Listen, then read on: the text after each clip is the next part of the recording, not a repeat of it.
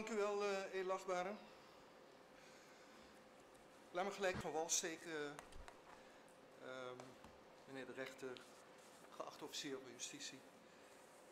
Uit de inleiding van het requisitoor hebben we mogen leren, en ik heb begrepen dat er al wat vaker over de kwaliteiten van struisvogels in deze zaal naar voren is gebracht.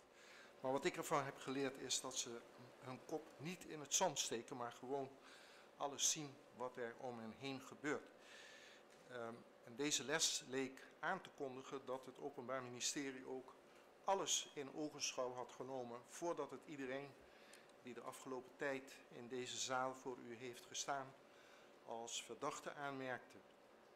Dat blijkt niet het geval te zijn. Door selectief te vervolgen, door selectief met de feiten om te gaan, door alle verdachten in die inleiding op één corrupte hoop te gooien en de kop diep in het zand te steken voor lokale wetgeving, jurisprudentie en de overige feiten, criminaliseert het alle verdachten als corrupt, zelfs als die niet voor omkoping worden vervolgd. Guilty by association heet dat volgens mij. Het hanteert daarbij ook de nodige krachttermen en stelt dat alle verdachten, ik citeer, tot een klein clubje rond Zievinger behoren, via allerlei schimmige vennootschapsconstructies valse voorstellingen van zaken hebben gegeven, via schijnconstructies een land oplichten en dat zij zich ernstig te buiten zijn gegaan aan grenzeloos en strafbaar gedrag. En dat is natuurlijk gedaan om het gerecht in een veroordelende stemming te brengen. Maar van dik hout zaagt men planken, zegt men wel eens in Nederland. Ik heb er alle vertrouwen in dat u afstand kunt nemen van dat stemmingkwekende en deels demagogische betoog. Een bekend rechtsgeleerde zei ooit over de rol van de rechter, ik citeer, de rechter laat zich niet leiden door emoties, maar door het recht. Ook als hij of zij er niet persoonlijk, of ook als hij of zij het er persoonlijk niet mee eens is. Hij is zich bewust en neemt afstand van zijn eigen vooroordelen. Hij of zij is geen politicus en redeneert vanuit de casus, de wet, de jurisprudentie en ook zijn of haar eigen geweten of de superieure kennis die in bijzondere gevallen zelfs beter kan zijn dan de gedane uitspraken van de Hoge Raad. In het uiterste geval beschikt de rechter, ook bij voldoende wettig bewijs, nog over de mogelijkheid om bij gebrek aan overtuiging als extra vereiste voor het bewijs vrij te spreken. U herkent mogelijk die uitspraak. Met die kennis over de rol van de rechter ontkom ik er niet aan om een aantal sfeertekeningen en apert onjuiste beweringen van het Openbaar Ministerie recht te zetten. En ik realiseer mij daarbij dat ik nummer zoveel ben in de rij van pleidooien die deze weken voor u de revue passeren. Dat houdt het gevaar in dat uw attention span intussen al behoorlijk ingekort is. En dat houdt ook het gevaar in dat ik mogelijk iets vertel dat u al eerder van mijn collega's gehoord heeft. Ik vraag u geduld en begrip daarvoor. Ik zal in het hierna volgende edelachtbare niet betogen dat de Arubaanse cultuur of Arubaanse gewoonten als een soort strafuitsluitingsgrond of een wederrechtelijkheidsverweer kan worden gehanteerd. Evenmin zal ik betogen dat cliënten met de hen verweten gedragingen een of ander nobel altruïstisch doel nastreefden. Ik zal wel betogen dat de hen verweten gedragingen niet strafbaar zijn en dat zij moeten worden vrijgesproken. Althans moeten worden ontslaan van rechtsvervolging. En daartoe ontkom ik niet aan een schets van enkele knelpunten in deze samenleving die soms sterk simplistisch en soms ronduit verkeerd is neergezet door het Openbaar Ministerie. Het voor korte tijd hier werkzaam zijn geeft nog geen garantie op een goede kijk op het reilen en zeilen van een land. Ik zeg dat omdat ik tijdens de behandeling van de verschillende zaken verschillende malen, als dat zo uitkwam, het Openbaar Ministerie hoorde stellen dat contact hebben of krijgen met de minister slechts voor een geprivilegeerd groepje was weggelegd. En dat ook Damira alleen maar een optie had gekregen omdat mijn cliënten toegang tot de minister hadden. Ook hoorde ik wel eens een beetje sarcastisch opmerken dat wanneer het de verdachte zo uitkwam, Aruba heel groot was. En wanneer het beter paste, Aruba weer een heel klein landje was. Heel achtbare, je kan Aruba niet groter of kleiner maken dan het is. Aruba is gewoon al eeuwenlang een piepklein land, qua oppervlakte te vergelijken met Texel, maar dan wel met de functies van een land in de grote mensenwereld. Een internationale luchthaven, een internationale zeehaven, internationale handel. En sinds de jaren 50, nadat de olieraffinaderij een zieltogend bestaan ging leiden, een belangrijke toeristenindustrie. En die grote mensenwereldtaken moeten worden uitgevoerd in een landje waar, als je er wat langer woont, iedereen echt iedereen kent. En wat ik nu ga vertellen kan ook door iedereen in deze zaal aan deze zijde van de groene tafel worden beaamd. Het is niet alleen een piepklein landje met grote taken, het is ook een hopeloos verdeeld landje. En dan heb ik het met name over de partijpolitieke verdeeldheid. Er zijn twee grote partijen, de MEP en de AVP. De MEP hanteert de kleur geel en de AVP hanteert de kleur groen. Die twee bevechten elkaar al jaren op leven en dood. En of je het nu wilt of niet, je wordt hier altijd in een partijpolitiek hokje geplaatst. Sta je bekend als een aanhanger van de AVP, dan zal het je doorgaans meer moeite kosten om iets van de overheid gedaan te krijgen als de MEP aan de macht is. En dan het omgekeerde is ook het geval. Als je als aanhanger van de MEP bekend staat, dan zal het doorgaans meer moeite kosten om iets van de overheid gedaan te krijgen als de AVP aan de macht is. En die tweedeling in politieke kleuren gaat heel ver. U zal nooit een MEP-politicus zien rondlopen, zelfs niet in zijn vrije tijd, met een groen hemd. En omgekeerd zult u ook nooit een AVP-politicus zien rondlopen met een geel hemd. Het is bizar, maar zo is het wel. Ze zullen het allebei mogelijk ontkennen, maar iedereen die hier langer woont, die taal spreekt en echt midden in het dagelijks leven staat, weet dat. Het zal dan ook niet verbazen dat de kranten in deze periode behoorlijk vol staan met schadenfreude van de tegenpartij.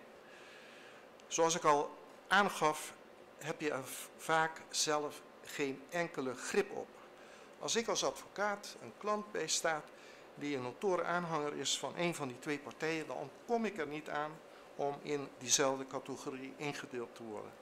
Het is zelfs zo dat wanneer de ene partij aan de macht is, vooral één bepaald advocatenkantoor met dezelfde signatuur de grote zaken krijgt toegeschoven. En wanneer de andere partij aan de macht komt, wordt weer het andere kantoor met overeenkomstige signatuur ingeschakeld.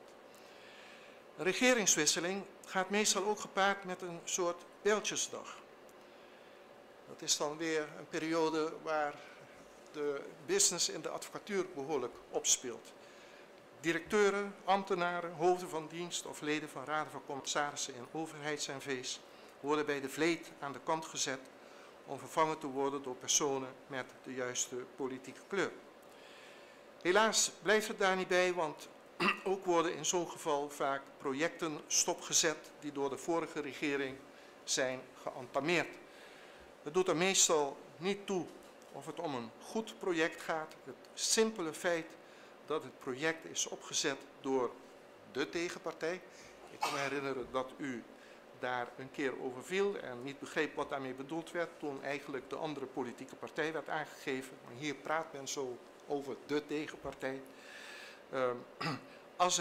Als het al een project is van een vorige regering van de tegenpartij, is dat genoeg om het te torpederen. Het hoeft dan ook geen verbazing te wekken dat als je een uitgesproken aanhanger van één van die partijen bent, je vanzelfsprekend meer kans maakt op een toewijzing van een verzoek als jouw partij aan de macht is dan wanneer de tegenpartij aan de macht is. Ik vermeld hierbij dat het ook wel eens terecht is dat een project wordt teruggedraaid. Gebleken is immers dat vlak voor een regeringswisseling er wel eens iets wordt doorgedrukt dat niet aan de meest essentiële voorwaarden voldoet. En met het oog daarop is al sinds het begin van deze eeuw, al ruim 20 jaar, door het gemeenschappelijk hof de zogenaamde afscheidsjurisprudentie ontwikkeld. Al in een uitspraak van 1 maart 2002, ik vermeld de vindplaatsen uiteraard in mijn pleitnota, overwoog het gemeenschappelijk hof in de zaak die bekend staat als de Courtyard tegen het eilandgebied Sint Maarten, en ik citeer, dat vlak voor een bestuurswisseling inhoudelijk twijfelachtige of onvoldoende voorbereide besluiten worden genomen of toezeggingen worden gedaan, met als kenbaar motief het volgende bestuur, waarvan men aanneemt dat dit anders zou beslissen voor een fait accompli te stellen, met de consequenties van dien voor de schaarse openbare goederen en middelen, is dat een misstand die zich met enige regelmaat voordoet hier te lande, wel van het afscheidsbeleid. En dit brengt mede gelet op de kleinschaligheid van een gemeenschap als die van Sint Maarten in dat geval mee dat in voorkomende gevallen in het algemeen belang een inhoudelijke rechterlijke controle op onder meer zuiverheid van oogmerk een extra accent dient te krijgen.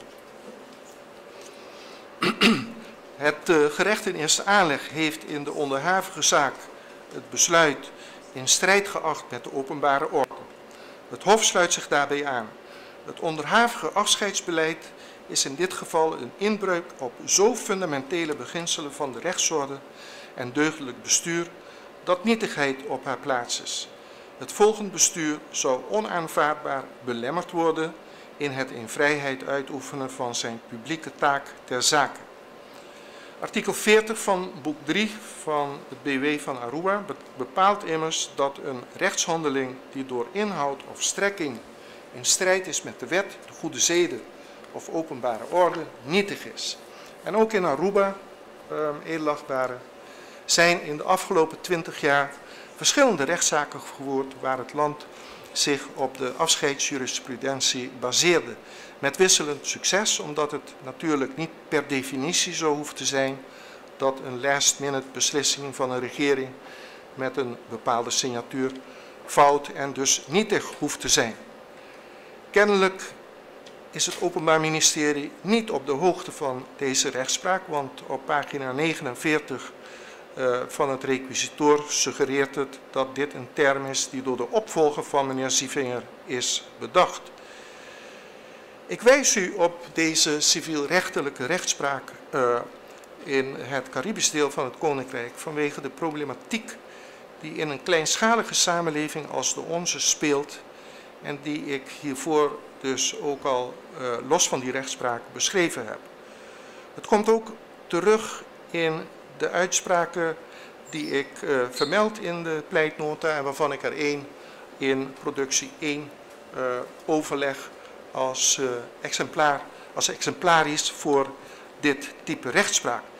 Ik vermeld er ook bij dat in de onderhavige zaak, wat Damira betreft, geen sprake kan zijn van beslissingen in het kader van een afscheidsbeleid, omdat de erfpacht van Damira geruime tijd voor een regeringswisseling heeft plaatsgevonden, na 2 jaar voorbereiding en nadat ook volgens het Openbaar Ministerie aan alle voorwaarden was voldaan. Ook de huidige regering heeft niet de nietigheid ingeroepen van de erfpachtsverlening aan Damira. Damira bestaat nog steeds, heeft nog steeds de erfpachtsterreinen waar het hier over gaat, heeft intussen ook al een bouwvergunning gekregen van Land Aruba en gaat het project gewoon uitvoeren waarvoor het de gronden heeft aangevraagd en gekregen.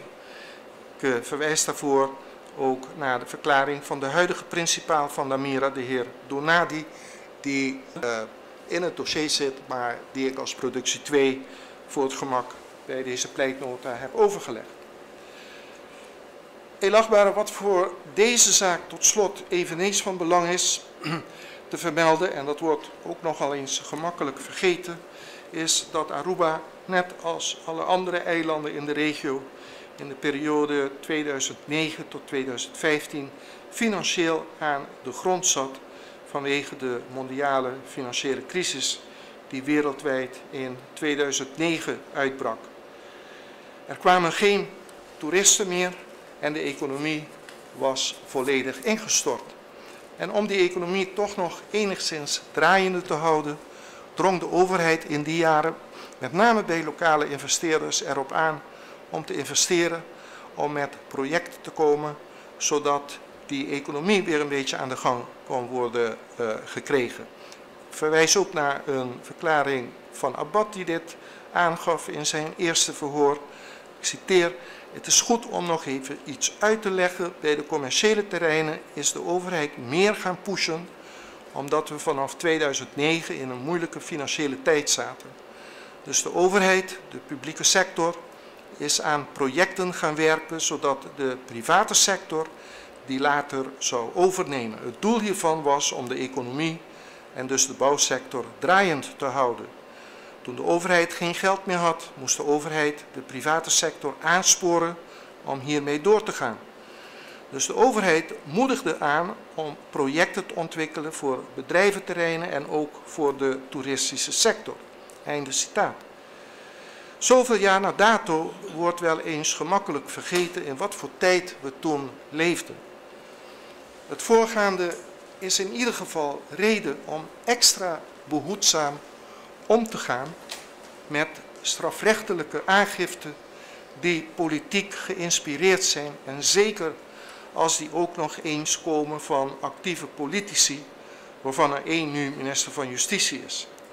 Het zijn allemaal omstandigheden waarvoor we de kop niet in het zand kunnen steken. Wat in de onderhavige zaak dan ook opvalt, is dat van de 5 aandeelhouders in Damira slechts de aandeelhouders worden vervolgd en dan ook nog met toepassing van de nodige dwangmiddelen die bekend staan als aanhangers van de AVP. De mede-aandeelhouder Norman Henriques, die zelf verklaart dat hij en zijn familie fervent MEP-aanhanger is en die nota bene met helemaal niets doen, behalve dan het opstellen van 2 velletjes met een listing agreement, meer dan $500.000 heeft ontvangen uit de aandelenverkoop, die blijft helemaal buiten schot. En dat terwijl hij nota bene ook Damira heeft kunnen vertegenwoordigen. Net als mevrouw Núñez, zoals blijkt uit de bijlage bij zijn verhoor voor de RC op 3 juni 2022. En dat geldt ook voor de 5e aandeelhouder in Damira, de heer Osorio, die ruim 1 ton heeft ontvangen voor zijn aandelen in Damira. Ze hebben geen van beiden het procesdossier ontvangen, dus nog Osorio, nog Henriques. En ze hebben geen van beiden een bericht gekregen dat ze vervolgd zullen worden. Hoe verkoop je dat aan degenen die wel vervolgd worden in een zaak waar, hoe je het wendt of keert, de partijpolitiek toch een grote rol speelt? Mijn cliënten wordt verweten een voorkeursbehandeling te hebben gekregen van minister Zievinger. Maar de heren Henriques en Osorio lijken een voorkeursbehandeling te hebben gekregen van het OM. Als je de een wel in voorarrest opsluit en vervolgt en de ander voor dezelfde feiten ongemoeid laat, dan moet u niet raar opkijken dat mensen in deze verdeelde samenleving gaan roepen dat alleen mensen van een bepaalde politieke kleur worden vervolgd. En dat is aan niemand uit te leggen, elachtbare. Dus bij gebrek aan een deugdelijke uitleg dient het OM niet ontvankelijk te worden verklaard in de vervolging van mevrouw Núñez en de heer Werleman. Beide worden verder materieel en kort gezegd verweten dat zij in de periode van december 2014 tot en met december 2016 zich wederrechtelijk zouden hebben bevoordeeld door het land te bewegen middels het aannemen van een valse hoedanigheid, listige kunstgrepen en of een samenweefsel van verdichtsels om beschikkingen af te geven waarbij een optierecht werd verleend of verlengd op een drietal erfpachtspercelen. De optierechten op die percelen werden samengevoegd, een overeenkomst werd afgegeven waarbij een uitbreiding van de bouwlagen en of een hogere bebouwingsdichtheid werd toegestaan en een overeenkomst werd aangegaan tot vestiging van de erfpacht op genoemde percelen. En een en ander zou, als ik de verwijten goed heb begrepen, hebben plaatsgevonden tezamen en in vereniging met de heer Sievinger en de heer Abbad. Ook wordt hen verweten dat zij een zestal valse of vervalste stukken zouden hebben gebruikt ter verkrijging van een optierecht of een erfpachtsrecht op de percelengrond de Eagle, waarin zij dan in strijd met de waarheid zouden hebben vermeld of hebben voorgedaan dat zij als eigenaar en of enig aandeelhouder in Damira een project op die percelen zouden gaan ontwikkelen, terwijl zij niet de intentie hadden om dat zelf of middels hun bedrijf te doen. Ik moet u bekennen, meneer de rechter, dat ik best kan begrijpen dat mensen fronsend, ja, wellicht verontwaardigd reageren, zelfs in deze kapitalistische wereld waarin we nog steeds leven, wanneer blijkt dat mensen grote winsten maken met zoiets als overheidsgrond. Dat mag een ieder afkeurenswaardig, ja zelfs moreel verwerpelijk vinden.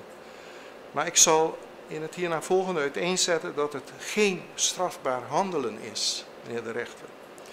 En ik zal daartoe allereerst de valsheidsverwijten bespreken en daarna de verweten oplichting.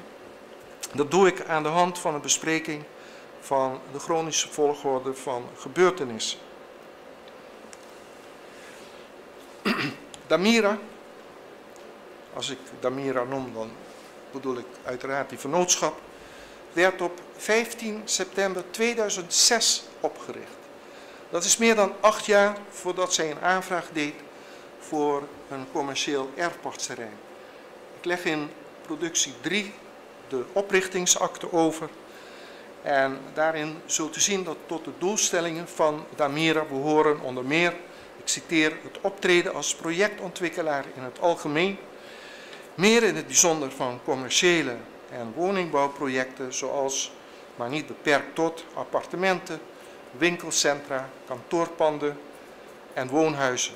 Het beleggen, kopen en verkopen van onroerende zaken, alles in de meest ruime zin, zoals dat in artikel 2 van de statuten staat beschreven. Núñez en Werleman zijn destijds als directeur van de vennootschap aangesteld.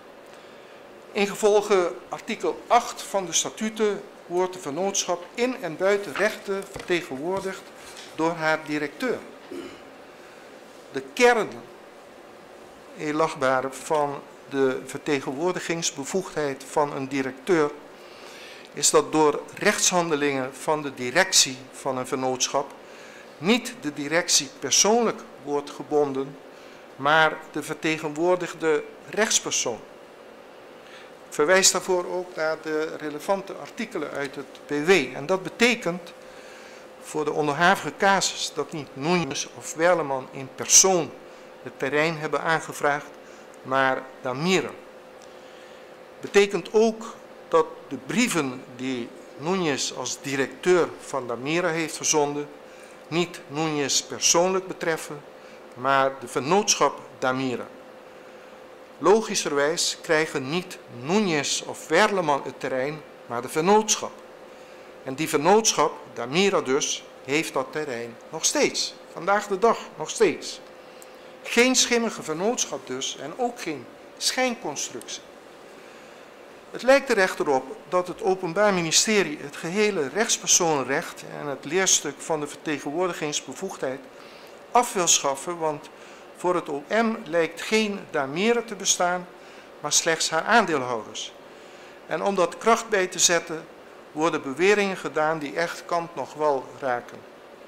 Zo wordt in de ronkende inleiding van het OM onder meer beweerd dat Núñez en Werleman tot een groep uit de kring van Sievinger hoort die niet tot nauwelijks met de ontwikkelingen van vastgoed te maken hebben, die er alles aan gedaan zou hebben om een rookgordijn op te trekken om de ware aard van hun illegale handelen te verhullen. Verder wordt op pagina 24 van het requisitoor beweerd dat een appartementencomplex van Damira al was verkocht toen de aanvraag voor de erfpachtsgronden werd ingediend en dat de vennootschap toen geen activiteiten meer had. Maar niets is minder waar, heer Lachbare. Damira heeft na haar oprichting in 2006 17 appartementen gekocht, gerenoveerd en verhuurd. Dat appartementencomplex was gelegen te Cumaná 77C. Werleman heeft bovendien op eigen naam in 2009 ook nog eens 7 appartementen gekocht en verbouwd te Bugurui. De appartementen van Damira zijn middels een koopovereenkomst van 22 januari 2015, dus anders dan het OM beweert, na de aanvraag van Damira van het erfpachtsperceel te Eagle, verkocht. Ik leg die overeenkomst over in productie 4. Het luxe appartementencomplex dat de heer Werleman op eigen naam heeft ontwikkeld te Bugurui, heeft hij nog steeds en wordt aan toeristen verhuurd. En ik leg in productie 5 een aantal webpagina's en tekeningen over van dat complex, zoals dat vandaag de dag nog steeds aan toeristen verhuurd wordt. Voor de oprichting van Damira had de heer Werleman ook al 5 appartementen gebouwd, vlakbij zijn woning te Piedra-Plat. Dus de suggestie van het Openbaar Ministerie dat cliënten nog nooit aan projectontwikkeling hebben gedaan en de bewering dat Damira ten tijde van de aanvraag van de litigieuze erfpachtspercelen geen activiteiten meer had, is dus gewoon niet waar. Klopt niet. Maar ik begrijp dat het in het narratief van het OM beter past om een beeld te schetsen van enkele nitwits die zonder ook maar, ik citeer dan weer het OM, een schep aan te raken of een steen te leggen, een aanvraag indienen voor een commercieel erfpachtsterrein. Voor Núñez en Werleman, Elagbare, gaat dat verhaal niet op. En laten we eens kijken wat voor schijnconstructies daarbij zogenaamd van stal zouden zijn gehaald. Op 10 december 2014 dient Damira dus bij de DIP dat verzoek in voor een erfpachtsperceel ter grootte van 3000 vierkante meter. Zulks ten behoeve van een nog te bouwen complex van 15 appartementen. In vergelijking met wat ze zelf al hebben ontwikkeld in de jaren daarvoor, geen uitzonderlijk groot project zou je zeggen. Het is klip en klaar dat dit verzoek is ingediend namens de vennootschap en niet namens de aandeelhouders. Kopie van die aanvraag is kennelijk ook op het bureau van de minister ingediend. En dat is niets bijzonders. Anders dan hier de afgelopen weken toch is geprobeerd u voor te houden. Behalve dat artikel 4 van de landsverordening uitgifte eigendommen, die ik gewoon ook overleg als productie 7, is het ook zo dat vandaag de dag nog steeds door het volk wordt gedacht dat men rechtstreeks bij de minister een aanvraag voor een terrein moet indienen. In de getuigenverklaring van de huidige directeur van de DIP, de heer Jaime Cruz, Rigoberto Jaime Cruz, iedereen kent hem als Jaime, die hij op 22 augustus 2022, dus dit jaar, bij de RC heeft afgelegd, stelt hij op pagina 2, u vraagt mij of aanvragen voor terreinen sinds mijn aantreden rechtstreeks, en hij trad aan in 2018, dat staat ook in zijn verklaring, eind december 2018. U vraagt mij of aanvragen voor terreinen sinds mijn aantreden rechtstreeks bij of via een minister worden ingediend. Ja, de bevolking denkt nog steeds dat men rechtstreeks een aanvraag kan indienen bij een minister. Maar wij hebben duidelijk afgesproken dat alles via DIP gaat. De minister stuurt de aanvraag door en vertelt de mensen dan ook dat de bevoegdheid gemandateerd is. Dus tot de dag van vandaag, meneer de rechter, denken dus veel mensen nog steeds dat ze voor aanvragen van dit soort terreinen bij de minister moeten zijn. Gezien de nog steeds niet gewijzigde landsverordening op die uitgifte voor eigendommen ook niet zo vreemd. 2 maanden later heeft de heer Mansour kennelijk als directeur van de naamloze vennootschap Lissner Properties NV, ik ga daar verder over praten als Lissner, middels brief van 27 februari 2015 ook een verzoek ingediend voor een commercieel erfpachtsterrein. Núñez en Welleman waren daar toen niet van op de hoogte. Op 7 april 2015, 5 maanden nadat de aanvraag voor Damira was ingediend, ontving Damira een beschikking van de minister waarin aan haar een optierecht wordt verleend op het recht van erfpacht op een 2-tal percelen met een totale grootte van 4.586 vierkante meter. Nou ja, dat is de helft groter dan de aangevraagde 3.000 vierkante meter. Daar had Damira dus niet om gevraagd en begreep toen dat het project ook groter zou kunnen worden dan aanvankelijk gedacht. En zij is toen inderdaad naar Spatio Realty geschrapt om te kijken of zij investeerders kende die mee wilden doen.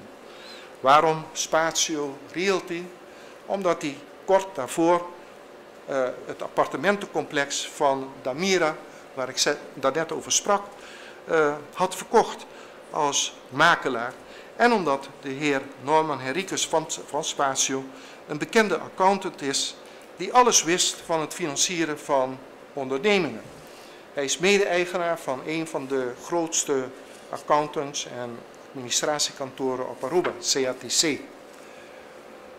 En vanaf dat moment, Elagbare, heeft het proces toch een heel andere wending gekregen. Spatio, in casu Henriques, had wel een geïnteresseerde, maar die wilde het project geheel zelfstandig ontwikkelen, zonder partners. En dat was de Donaco Groep VBA, dat anders dan de officier tijdens de behandeling stelde, een gewone Arubaanse vennootschap is, zij het met buitenlandse aandeelhouders.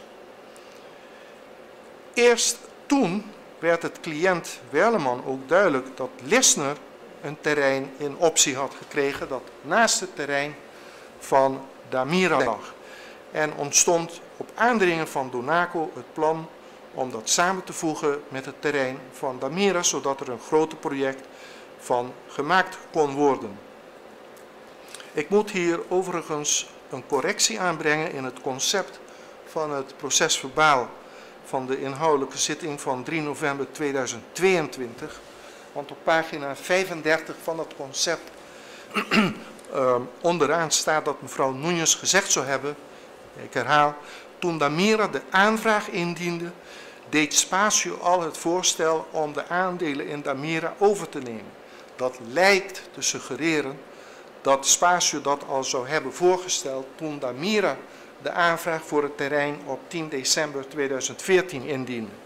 En dat kan mevrouw Núñez niet gezegd hebben, althans niet bedoeld hebben, omdat uit alles blijkt dat Spatio pas medio juli 2015 in beeld kwam.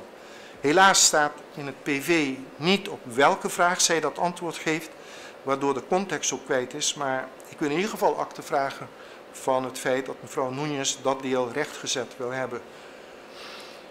Terug naar Donaco, Elagbare.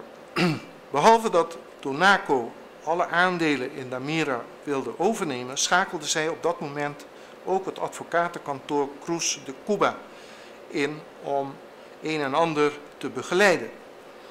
Ook werd door de heer Mansour de fiscalist Angel Osorio aangetrokken, die alles fiscaal zou begeleiden. Ze zouden eveneens als aandeelhouders gaan participeren in Damira.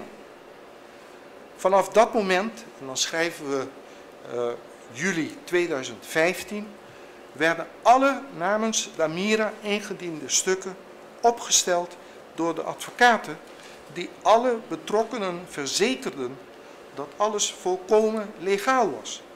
Ook toen de eerste letters of intent tussen Donaco en Damira en Donaco en Lissner werden ondertekend, die uiteindelijk leidden tot de Share Purchase Agreement van 2 maart 2016. Allemaal overigens onder opschortende voorwaarden. En dat betekent dus die opschortende voorwaarden, dat die overeenkomsten pas in werking treden zodra de onzekere toekomstige gebeurtenis gerealiseerd wordt. En ik citeer met die uitspraak of met die zin artikel 22 van boek 6 van ons burgerlijk wetboek, waarin die overeenkomsten onder een opschortende voorwaarde geregeld zijn. In dit geval, in onhaaf geval, was die onzekere toekomstige gebeurtenis de daadwerkelijke uitgifte in erfpacht van de aangevraagde terreinen.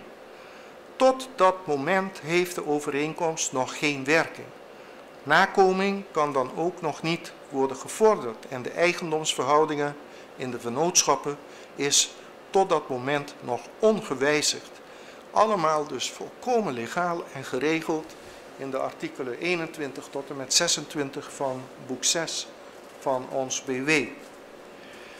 Wat toen volgde was een gezamenlijk verzoek van Damira en Lissner in de brief van 28 juli 2015 aan de minister om de beide opties samen te voegen, zodat ze er één project van konden maken. Ook werd daarin verzocht 6 bouwlagen te mogen bouwen met een grotere bebouwingsdichtheid. Ik leg die brief over in productie 11.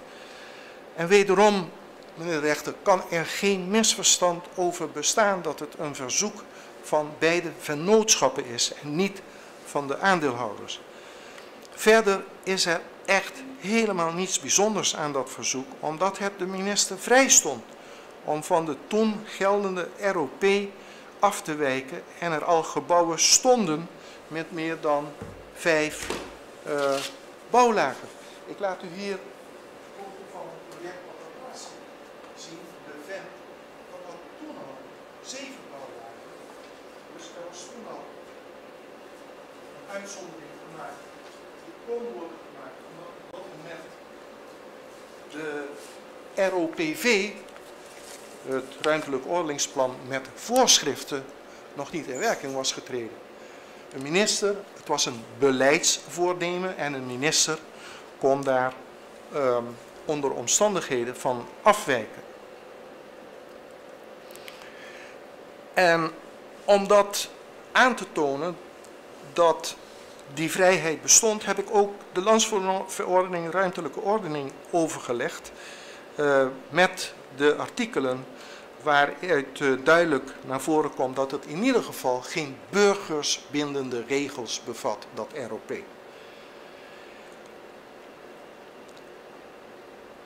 Het stond dus een ieder vrij om dit soort verzoeken te doen. Misschien geen alledaags verzoek, edelachtbare, maar omdat de terreinen naast elkaar lagen, ook geen raar verzoek. In ieder geval geen onrechtmatig verzoek. En ook meneer Bot dacht er zo over. Ik citeer. Er werd hem gevraagd, gaat er bij u geen lampje branden als zowel Lissner als Damira eerst apart een aanvraag voor een stuk grond doen en dan een paar maanden later ineens een project willen doen? Denkt u dan niet aan grondspeculatie? Was het mogelijk om de projecten samen te voegen? Het antwoord van meneer Abad was, als ze de terreinen naast elkaar hebben en ze willen daarna samen een project ontwikkelen, zie ik geen probleem. Als de minister een beleid hanteert dat projecten promoveert om de economie draaiende te houden en dat de minister de terreinen uit wil geven om te laten ontwikkelen, zie ik daarin geen probleem. Ik voer uit wat de minister wil. Even verderop op de vraag, dus de minister vroeg niet of dit mogelijk was. Nee, ik zie ook niet waarom dit niet mogelijk zou zijn. Ze hebben 2 terreinen naast elkaar en ze willen nu samen een project ontwikkelen. Geen probleem. Als u nou zegt van ja, meneer Abad die is ook verdachte en die zegt dat natuurlijk uit zijn mond of uit zijn grote duim om zijn vege lijf te redden, dan verwijs ik u ook naar een verklaring van mevrouw Dammers, hoofd van de afdeling Beleid en Ruimtelijke Ordening van de DIP. Die verklaart ook in die zin op 1 maart 2019. Op de vraag of je verschillende erfpachtsterreinen mag samenvoegen, antwoordde zij, dat kan. Je moet ze dan wel brengen onder een entiteit. Er moet dan wel een aanleiding zijn. Dat moet blijken uit het verzoek dat je indient. We noemen dat prijsgeving en wederuitgifte. Je geeft de erfpachten als het ware terug aan het land en die geeft dat dan weer uit aan een entiteit waarbij de looptijden van de verschillende erfpachten gelijk getrokken worden. Ik denk dat je dit in de toekomst vaker zal gaan zien. Dus vaker zal gaan zien gebeuren, zegt ze. En ik begrijp eerlijk gezegd nog steeds niet wat een verzoek om een project samen te doen en gronden samen te voegen met grondspeculatie te maken heeft en wat het probleem is. En ik begrijp nog minder waarom het Openbaar Ministerie dit aanmerkt als een vals of vervalst geschrift. Maar daarover later meer. Ook van het verzoek van Damira in de brief van 22 september 2015 om 1 optie uit te geven voor de 3 samengevoegde terreinen, die brief die ik overleg in productie 13, wordt gesteld dat het vals is. Onbegrijpelijk, ik begrijp het nog steeds niet. Bij brief van 20 mei 2016 verzoekt Damira vervolgens een verlenging van de optietermijn ten einde bewijs voor de financiering rond te krijgen. Wederom niets bijzonders. Als je als advocaat projectontwikkelaars op Aruba hebt bijgestaan, dan weet je dat dit soort verlengingsverzoeken regelmatig worden gedaan. Op dat moment had Damira wel degelijk al bouwtekeningen en een projectdossier ingediend. En dat, ik leg die stukken over in productie 15, dat terwijl het Openbaar Ministerie in het requisitoor keihard beweert dat er geen bouwtekening, schets, plan of wat dan ook is overgelegd. Bij brief van 29 juni 2016 verzoekt Damira nogmaals om een verlenging van de optietermijn, omdat de bankgarantie nog niet rond was. Maar die bankgarantie komt er alsnog. Ik leg de brief en de bankgarantie over in de productie 16 en 17, waarna op 1 november 2016 de overeenkomst tot vestiging van erfpacht wordt ondertekend. Ook die overeenkomst leg ik voor het gemak over. Het zijn allemaal stukken uit het dossier, maar het leek me handig om dat nogmaals als productie bij te voegen.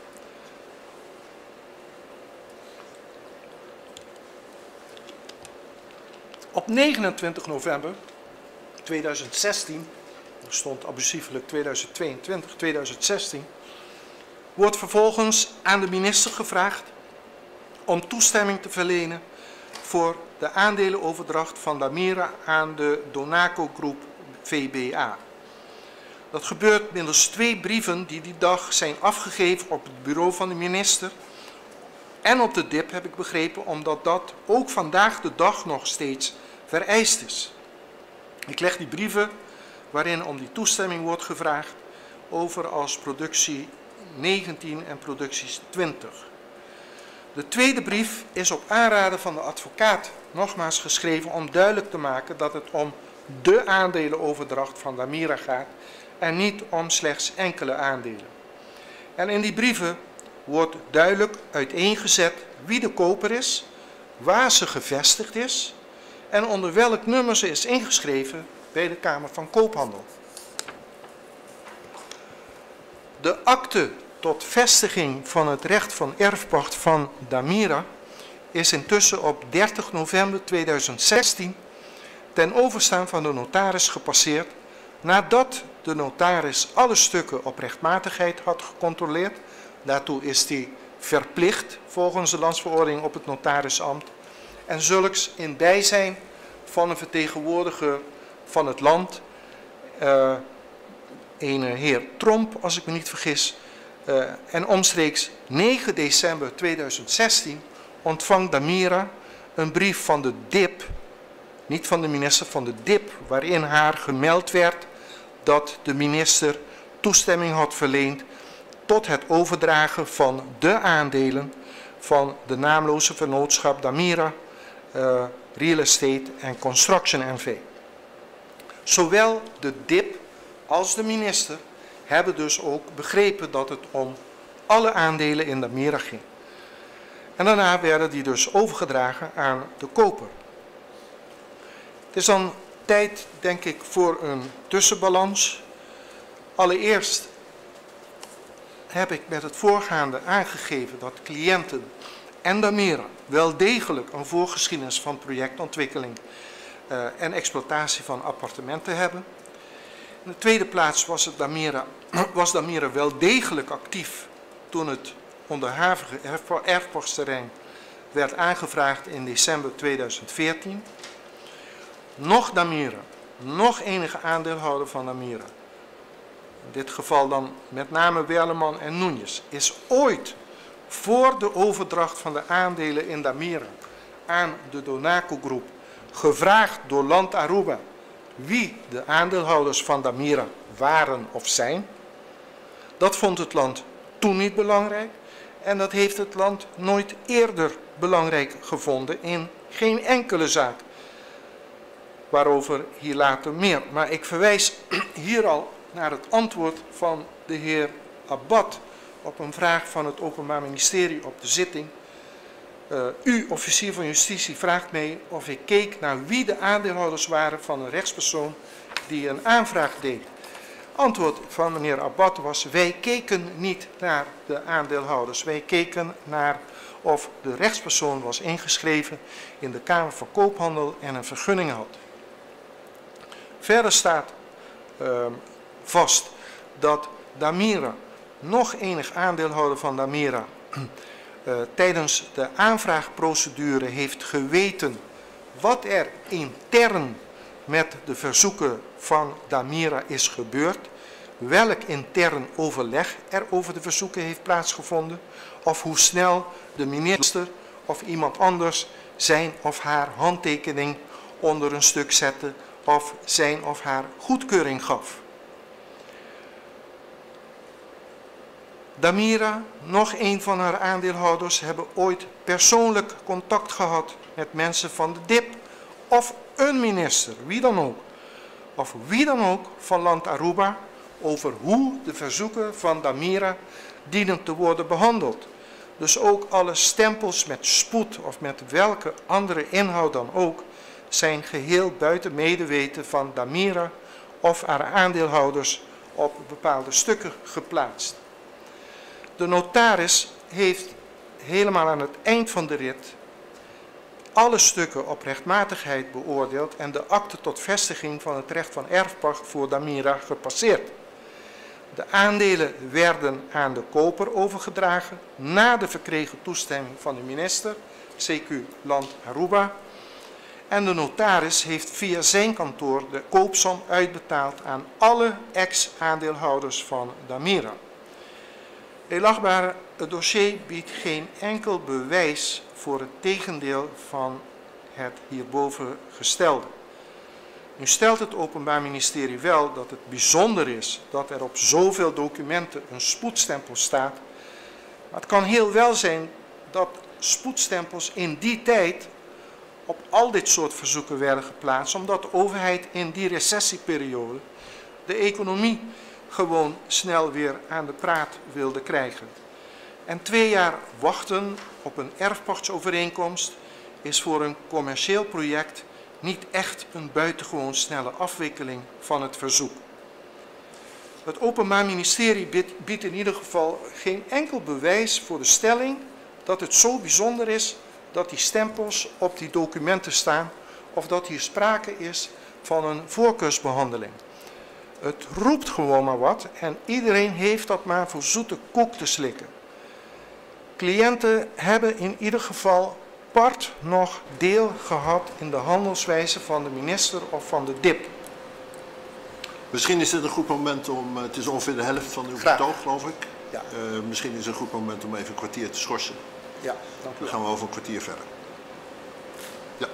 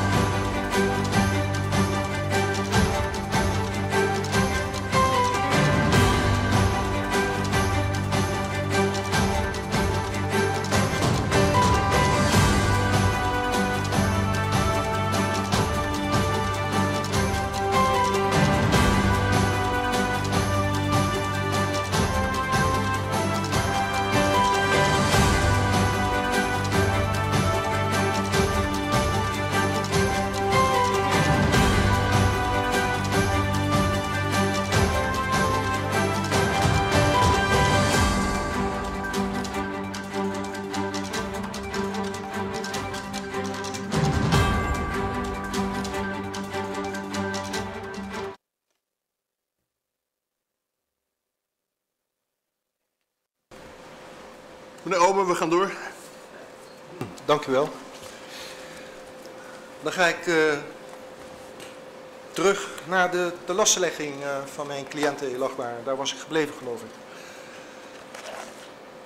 Het Openbaar Ministerie Elagbaar beweert nu aan de hand van de 6 documenten die in de lastlegging staan vermeld en die ik nogmaals heb overgelegd als productie 6, 9, 11, 13, 14 en 16, dat het valse geschriften zijn die bestemd waren om tot bewijs van enig feit te dienen en dat de valsheid daarin bestaat dat in deze stukken in strijd met de waarheid werd vermeld en of voorgedaan dat mijn cliënten als eigenaar en of enig aandeelhouder van Damira en of Lissner een project op genoemde percelen zouden gaan ontwikkelen, terwijl zij niet de intentie hadden dit zelf of middels hun bedrijf te doen.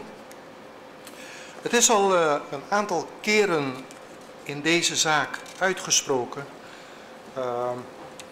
maar ik kan hiervan echt geen chocola maken. Ik heb in de aanloop naar de zitting bij het aangeven van de onderzoekswensen ook al namens cliënten aangegeven de verwijten niet te begrijpen. In het requisitoor heeft het Openbaar Ministerie aangekondigd dat het, en dan citeer ik, een uitgebreide en juridische uiteenzetting zal geven van de bevindingen in het strafdossier als de wijze waarop deze feiten strafrechtelijk gekwalificeerd moeten worden op grond van de wetgeving en rechtspraak. En voortstelde zij dat dit een uitgebreid en gedetailleerd betoog zou worden. Elagbaar, daar is weinig van terechtgekomen. Nou ja, het is wel een uitgebreid betoog geworden van het OM, maar over de juridische merites hebben we weinig gehoord. De pagina's die in het requisitoor over de zaak Damira gaan, dat zijn de pagina's 23 tot en met 28, bevatten niet meer dan wat feitelijke algemeenheden die ook nog vaak onjuist zijn. Ik heb daar hiervoor al iets over gezegd. Op pagina 26 van het requisitoor stelt het OM in de derde alinea over vermoedelijk de gezamenlijke brief van 28 juli 2015, en ik citeer, in de periode na het afsluiten van de letters of intent zijn Werleman, Núñez en Mansour bezig om de kavels bij elkaar te krijgen, zodat Donadi een project kan ontwikkelen, omdat hij dat graag wil. Daartoe, dat zegt het OM, daartoe wordt namens de vennootschappen door Núñez en Mansour een brief aan Sievingen gestuurd met het verzoek om de verkregen 2 MB's te synchroniseren tot 1 MB. In de brief schrijven zij valselijk, volgens het OM, dat zij graag een project willen ontwikkelen en verzoeken daarom tot synchronisatie. Het is echter niet Núñez en Mansour die tezamen een project willen ontwikkelen, maar Donadi die het project gaat ontwikkelen. Dat weten zij ook, maar dat zetten zij niet op papier. Dus blijven ze voordoen dat het anders is. Valsheid in geschriften dus. En hier breekt echt mijn klomp Elagbaar. Want aan de ene kant erkent het Openbaar Ministerie dat Núñez en Mansour namens de vennootschappen Damira en Lissner een verzoek doen om vervolgens in dezelfde adem te suggereren dat Núñez en Mansour voordoen alsof zij in persoon samen een project willen ontwikkelen en het dus om valsheid in geschriften gaat. Ik vind het onbegrijpelijk, Elagbaar. Geen enkele onderbouwing waarom de sprong wordt gemaakt van de achterliggende vertegenwoordigde vennootschap naar de directeur-aandeelhouder in persoon. Geen enkele onderbouwing met rechtspraak, omdat die er niet is. Niet eens een basale uitleg waar in die brief wordt gesuggereerd, laat staan gemeld, maar alleen al gesuggereerd dat Núñez, Werleman of Mansour in persoon een project willen ontwikkelen of als aandeelhouder daarbij betrokken zullen blijven. Als de statutair directeur iemand anders was dan Núñez of Mansour, en geen aandelen in Damira of Listner had, hetgeen vaak het geval is, dan was er dus kennelijk geen valsheid in geschriften, als ik het OM goed begrijp. Een soortgelijke onnavolgbare redenering wordt op dezelfde pagina 26 onderaan herhaald door voor de gezamenlijke brief van 22 september 2015. Geen uitleg, geen onderbouwing, gewoon een bouwde bewering dat een brief die uitdrukkelijk namens de vennootschappen is geschreven, doet voorkomen alsof Núñez en Mansour zelf het project aan het ontwikkelen zijn. Pagina 28 van het requisitoor wordt met betrekking tot de verweten valsheid in geschriften gesteld. Het enige wat door Werleman, Núñez en Mansour nog wordt gedaan, is verzoeken indienen voor de benodigde verlenging van de optietermijnen. Daarmee valselijk de indruk wekkend dat zij nog immer bezig zijn met zelf ontwikkelen van de terrein. In werkelijkheid hebben zij in de tussentijd al een overeenkomst tot aandelenoverdracht gesloten met Donadi. Het Openbaar Ministerie in Lachbare gaat er hier wat de verdediging betreft wel met een erg gestrekt been in. Zonder enige motivering wordt hier in strijd met wat er in de brieven staat beweerd dat de brieven waar deze passages op zien suggereren dat de ondertekenaars zelf in persoon het project zouden ontwikkelen. En voorts wordt geheel ten onrechte door het Openbaar Ministerie de suggestie gewekt dat ten tijde van het schrijven van deze brieven al een in werking getreden overeenkomst tot overdracht van aandelen bestond, terwijl het in werkelijkheid een overeenkomst onder opschortende voorwaarden is, die pas in werking treedt als de toekomstige onzekere gebeurtenis plaatsvindt in casu de uitgifte van het erfpachtsperceel. Artikel 8 van de Share Purchase Agreement vermeldt uitdrukkelijk de opschortende voorwaarden voor het in werking treden van de overeenkomst. En ten tijde van het schrijven van de brieven waren Núñez en Mansour dus nog gewoon directeur en aandeelhouder van Damira en Listner. Nergens in die brieven staat de suggestie dat zij dat voor eeuwig blijven.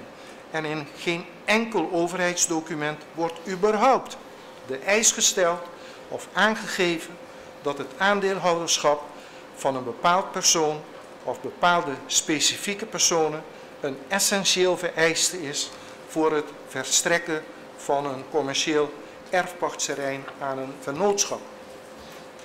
Het Openbaar Ministerie biedt ondanks de aangekondigde gedetailleerde onderbouwing geen enkele motivering voor de stelling dat de in de telastenlegging opgenomen geschriften vals zijn. Over een juridische onderbouwing van de verweten oplichting wordt al helemaal niets vermeld in de bespreking van het zaaksdossier Damira. Het enige dat het doet is verwijzen naar de casus Elinat, een qua feite volstrekt andere casus. Maar als we daar toch gaan zoeken, dan komen we alweer op een reeks algemeenheden terecht met voor het onderdeel oplichting één verwijzing naar een uitspraak van de Hoge Raad van 20 december 2016 die het Openbaar Ministerie kennelijk aangreep om nauwelijks iets te hoeven zeggen over de oplichtingsmiddelen. Wat tot nu toe tijdens het Openbaar Ministerie aan juridische onderbouwing is geboden, is, om het zachtjes uit te drukken, uiterst mager. Voor de valsheidsverwijten in de zaak Damira komen we geen enkele onderbouwing tegen. De telastenlegging dient elagbare een dusdanige opgave van feiten te bevatten dat in combinatie met het onderliggende dossier voldoende duidelijk is waartegen de verdachte zich moet verdedigen. En dat is hier niet het geval.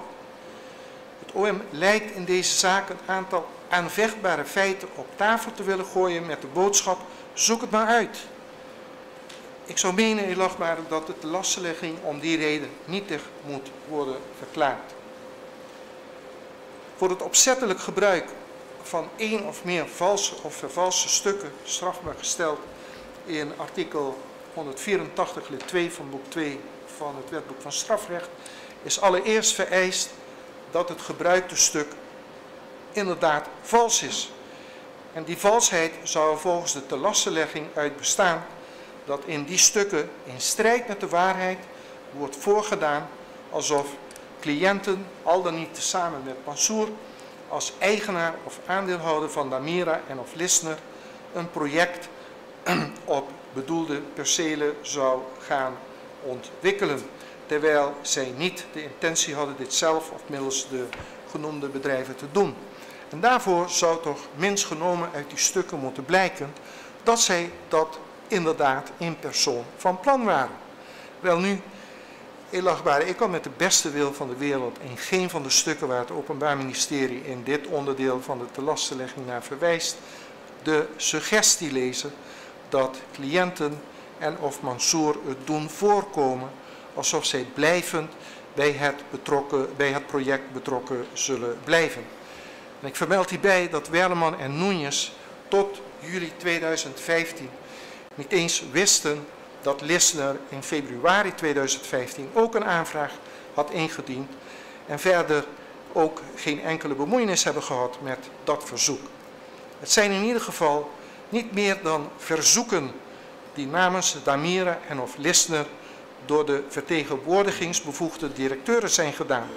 Niet meer dan dat.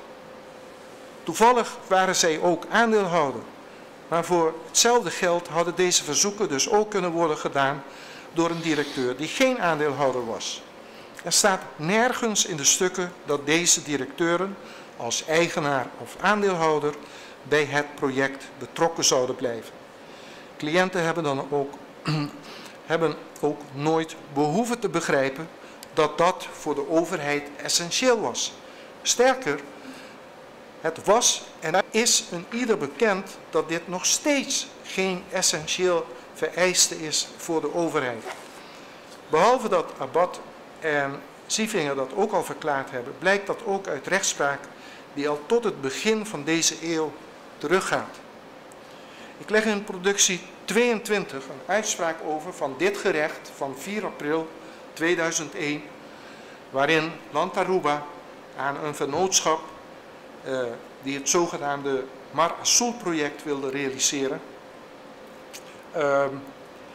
aangeeft dat zij die activiteiten zou stopzetten totdat in een bodemprocedure was beslist op het beroep van het land op nietigheid of vernietiging van de erfpachtsverlening wegens dwaling, bedrog en misbruik van omstandigheden. Kort gezegd omdat na het verkrijgen van het recht van erfpacht de aandelen in de vennootschap die Mar Azul zou ontwikkelen waren overgedragen aan een rechtspersoon die gevestigd was op de Britse Maagdeneilanden. Overigens in die tijd nog zonder daar toestemming van de minister voor te vragen. En daarover heeft dit gerecht destijds als volgt in rechtsoverweging 4.3 overwogen. Ik citeer: nog in de ministeriële beschikkingen, nog in de ministeriële akte tot vestiging van het recht van erfpacht is de wens CQ voorwaarde van het land dat HBL of haar principale Jessica en Undina Harms door hun participatie in Mar Azul nauw betrokken zouden zijn en blijven bij het project uitdrukkelijk geformuleerd. Hetgeen zonder meer voor de hand had gelegen, gelet op het essentiële karakter dat het land zegt toe te kennen aan bedoelde wens, CQ-voorwaarden, in verband met het tegengaan van speculatie. De van belang geachte soliditeit van de erfpachter en de strategische ligging van het betreffende stuk domeingrond. Het ontbreken van een dergelijke expliciete door het land als essentieel geduide voorwaarde wekt te meer grote bevreemding en is nauwelijks begrijpelijk, nu het land als een professionele contractspartij met een voldoende of grotere kennis dan gemiddeld van het privaatrecht mag worden aangemerkt. Het land veelvuldig erfpachtovereenkomsten pleegt aan te gaan en meerdere andere aan de erfpachtsverlening verbonden voorwaarden, zoals een verbod om zonder toestemming van het land het recht van erfpacht over te dragen, zijdens het land wel expliciet in genoemde stukken zijn gestipuleerd. Gelet daarop ligt het voor Sans veeleer in de reden aan te nemen dat de niet opgenomen voorwaarden voor het land bij het aangaan van de erfpachtsovereenkomst in het geheel geen essentiële voorwaarde was, althans dat het land die schijn heeft gewekt. Het gerecht gaat hierna nog in op diverse andere argumenten die het land tevergeefs heeft aangevoerd en komt tot de slotsom dat het beroep van het land op bedrog of dwaling geen kans van slagen heeft en wijst de vordering van het land af. De zaak wordt vervolgens voorgelegd aan het gemeenschappelijk hof. En dat komt in een vonnis van 18 december 2001 tot eenzelfde oordeel. Het heeft daartoe onder meer het volgende overwogen. Ik citeer: vooropgesteld dient te worden dat, zoals ook het gerecht heeft geconstateerd, nog in de ministeriële beschikkingen, nog in de akte tot vestiging van erfpacht de wens CQ voorwaarden van het land staat geformuleerd dat HBL Harms in Marassoel zou blijven participeren.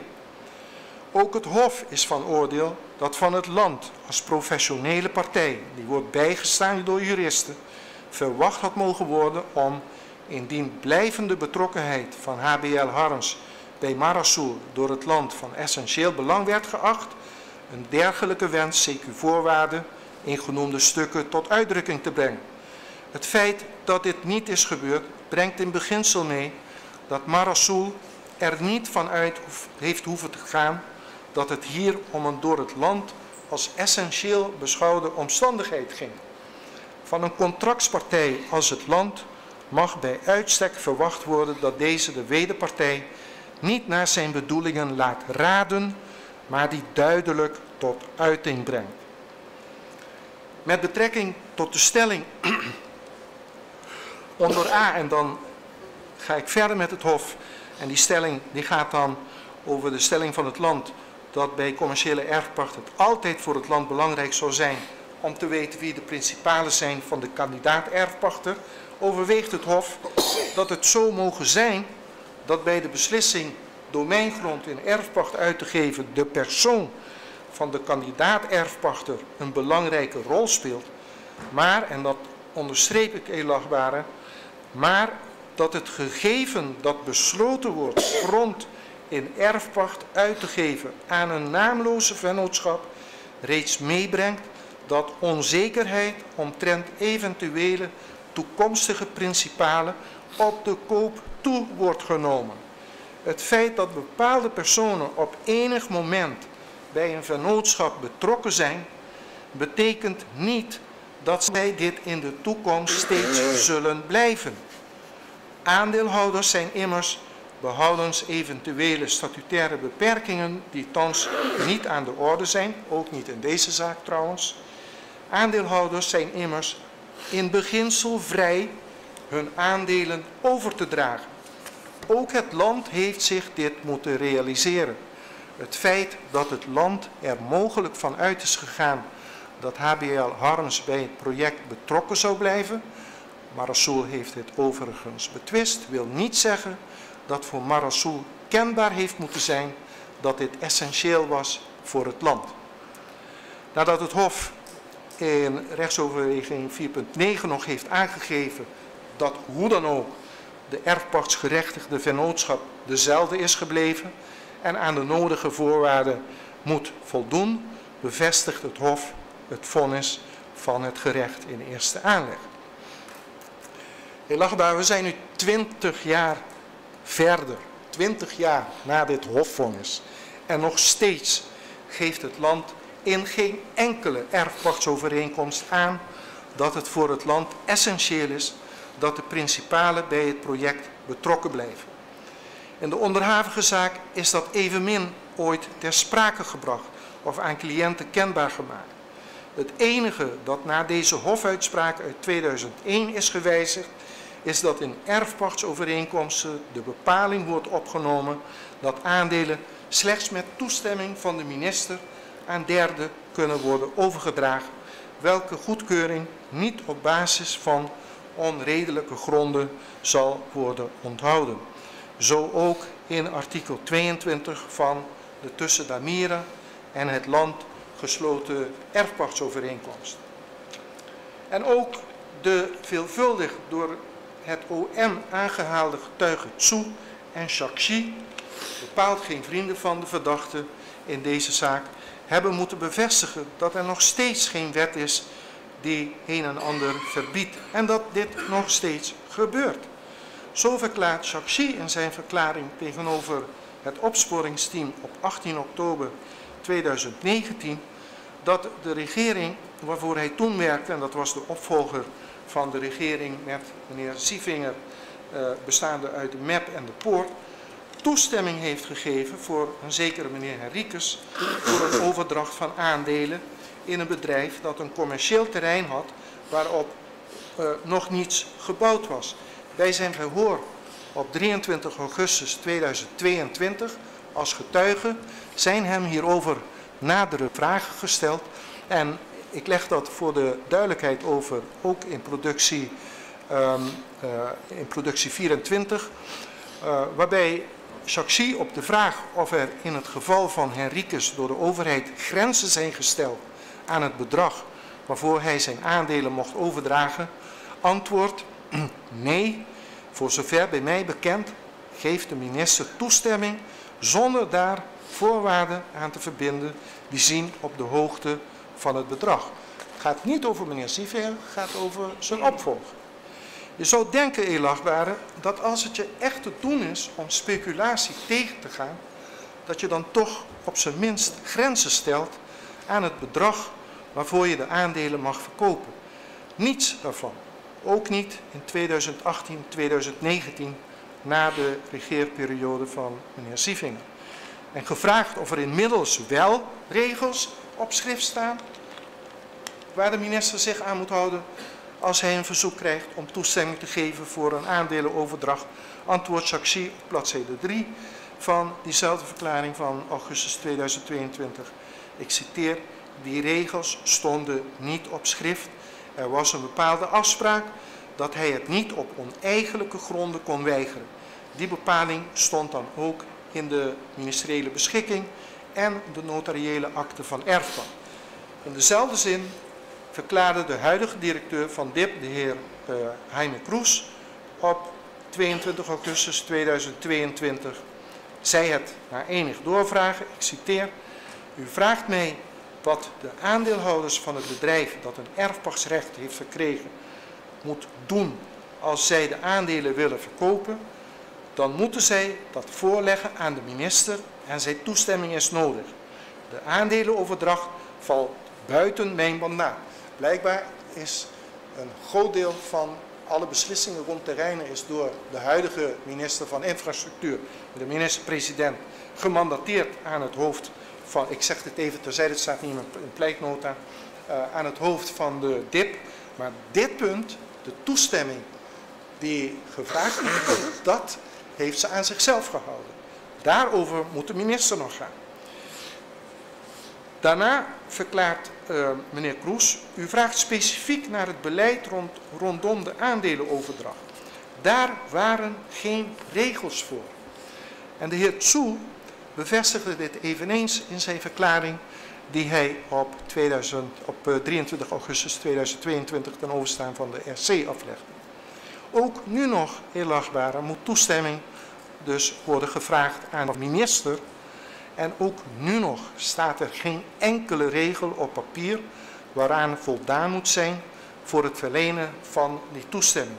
En ook nu nog is er geen enkele wet of regel die in welk stadium dan ook de verkoop en overdracht van aandelen verbiedt of beperkingen oplegt voor de prijs waarvoor die aandelen verkocht worden. 20 jaar na de uitspraak van het gemeenschappelijk hof is er feitelijk niets veranderd.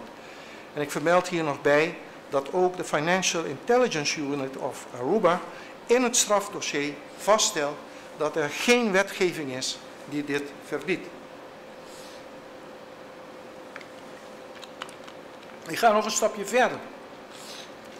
Eerlachtbaar, behalve dat het land Aruba nooit belang hechtte aan wie de aandeelhouders waren in een vennootschap met een commercieel erfpachtsterrein, heeft het ook jarenlang gedoogd dat onbebouwde erfpachtsterreinen van particulieren werden verhandeld door de economische eigendom over te dragen aan een koper. Particulieren mochten volgens standaardbepalingen in een erfpachtsovereenkomst het erfpachtsterrein niet verkopen en overdragen indien het nog niet bebouwd was. De manier om dat te omzeilen was door het terrein via de notaris economisch over te dragen aan de koper. Wanneer de koper het vervolgens bebouwd had, werd het perceel ook juridisch overgedragen. En om daar zeker van te zijn, vestigde de koper een hypotheekrecht op het perceel, zodat de verkoper het niet nog eens aan een ander kon verkopen. En kennelijk werd in 2006 de toenmalige parlementsvoorzitter van de MEP, de heer Thijssen, geconfronteerd met een vordering tot vervallenverklaring van een erfpachtsterrein dat hij had gekregen en dat hij economisch had overgedragen aan een koper. Ook die zaak was vermoedelijk politiek geïnspireerd. De rechter maakte echter korte metten met de actie van het land en overwoog in het vonnis van 20 december 2006, ik citeer, gelet op het voorgaande mocht Thijssen er naar het voorlopig oordeel van het gerecht dan ook van uitgaan dat economische overdracht van het erfpachtsterrein op 20 augustus 2002, zo dit al niet was toegestaan, door het land zou worden gedoogd en handelt het land onrechtmatig indien het op die grond uitvoering geeft aan het voornemen tot vervallenverklaring van de erfpacht. Dat Thijssen advocaat en politicus is, maakt zijn juridische positie in dit opzicht niet anders. De stelling van het land dat de handelswijze van Thijssen moreel en ethisch verwerpelijk is, kan niet zonder meer tot een ander oordeel van de kortgedingrechter leiden. En in dezelfde zin oordeelde de rechter in geval van een economische overdracht van een commercieel erfpachtsterrein in een uitspraak van 16 oktober 2019. Nog niet eens zo lang geleden in de zaak van Marlon Garage tegen Land Aruba. Ik citeer.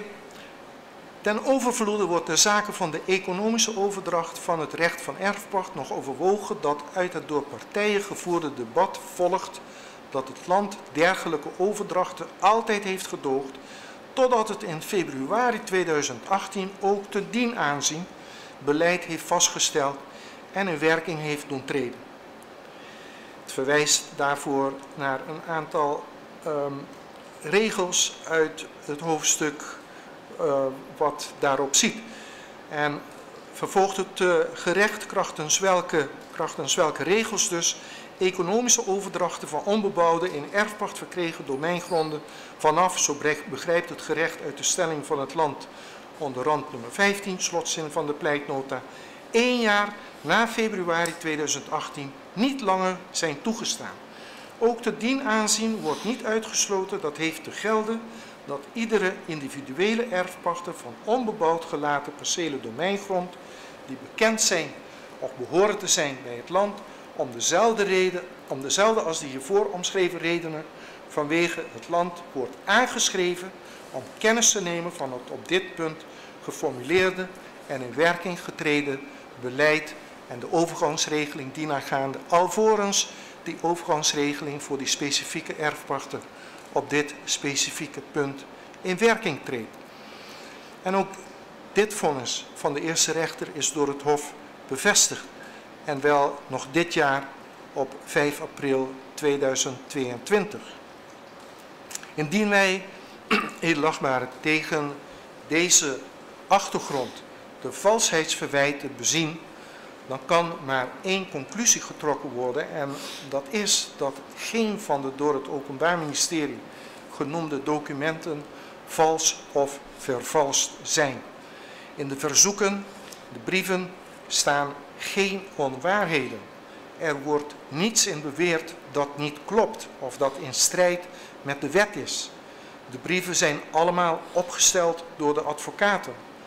Er wordt geen informatie achtergehouden waarvan cliënten moesten of konden vermoeden dat die van belang was voor het land.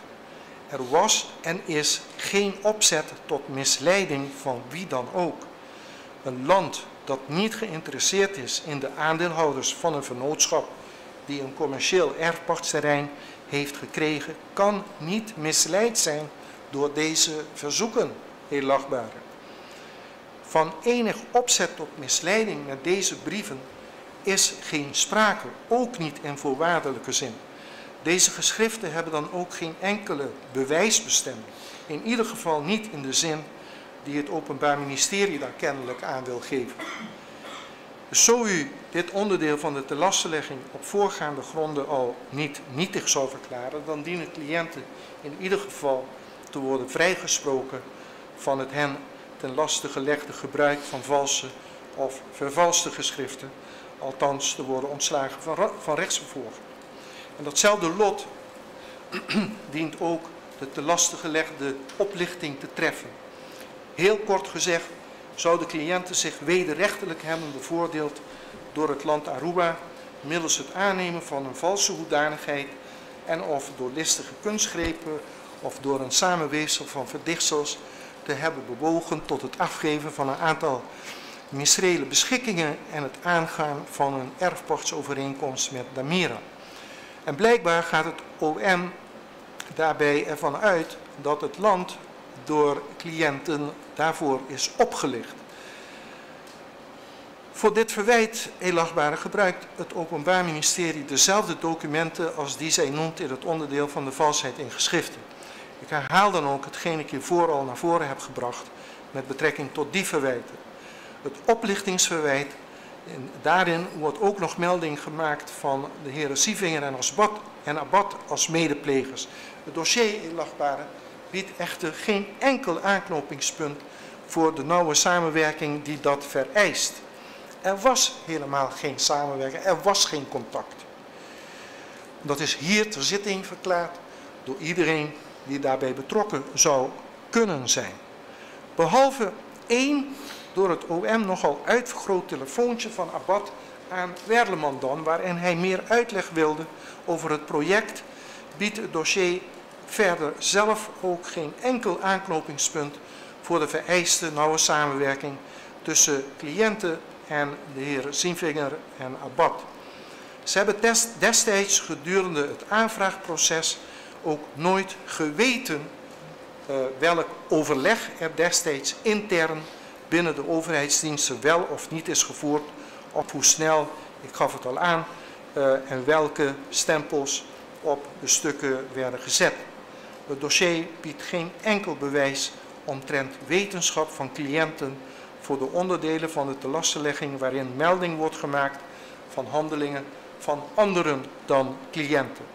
En nu is het opvallend dat het Openbaar Ministerie in deze zaak, voor wat betreft het oplichtingsverwijt, alleen maar heeft verwezen naar het tot 20 december 2016 gewezen arrest van de Hoge Raad met de vindplaats die ik in mijn pleitnota noem en die ik voor de duidelijkheid ook overleg als productie 28.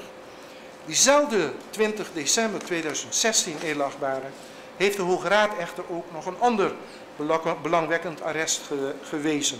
Ik verwijs naar het arrest wat ik in productie 29 heb overgelegd. Hoewel het in beide arresten om oplichting gaat, betreffen het verschillende casus. In beide arresten wordt een overzicht gegeven van de oplichtingsmiddelen. Maar alleen in het tweede arrest wordt een arrest van het Hof van Arnhem-Leeuwarden gecasseerd, omdat het slachtoffer, het zogenaamde slachtoffer van de oplichting, in de woorden van de Raad, gelet op alle omstandigheden van het geval, waaronder de eigen gedragingen en kennis van zaken, de in een bepaalde gedraging van de verdachte besloten liggende onjuiste voorstelling van zaken, had moeten doorzien. Dat is een heel belangrijk arrest. Gek genoeg staat deze overweging ook in het door het OM aangehaalde arrest, maar zwijgt zij daarover in alle talen. Ik moet zeggen, hij geloof ik, Openbaar Ministerie is mannelijk, als ik me niet vergis. Maar onzijdig zelfs. Onzijdig. Het Openbaar Ministerie. En dus mannelijk in de verwijzing. Het zweeg in alle talen over dat onderdeel, dat belangrijke onderdeel van het arrest. Want het belang van dit arrest is er onder meer in gelegen dat de Hoge Raad daarin allereerst tot uitdrukking brengt dat de oplichtingsmiddelen wel van voldoende zwaar gewicht moeten zijn om bij de ander een verkeerde voorstelling van zaken in het leven te roepen. Maar dat neemt niet weg dat het OM wel een duidelijke omschrijving van de gehanteerde oplichtingsmiddelen moet geven. En ook daarvan is naar mijn oordeel niets gebleken.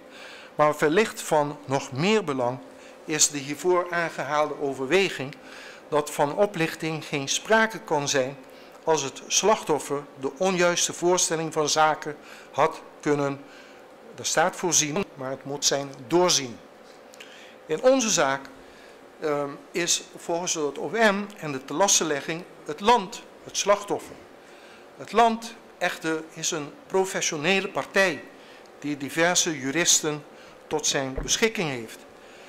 Toen Damira middels de brieven van 29 november 2016 toestemming vroeg aan de minister als vertegenwoordiger van land Aruba, heeft het aangegeven dat het de aandelen in Damira wilde overdragen aan de Donaco-groep VBA, waarbij ook de registratiegegevens van de Kamer van Koophandel van dat bedrijf werden doorgegeven.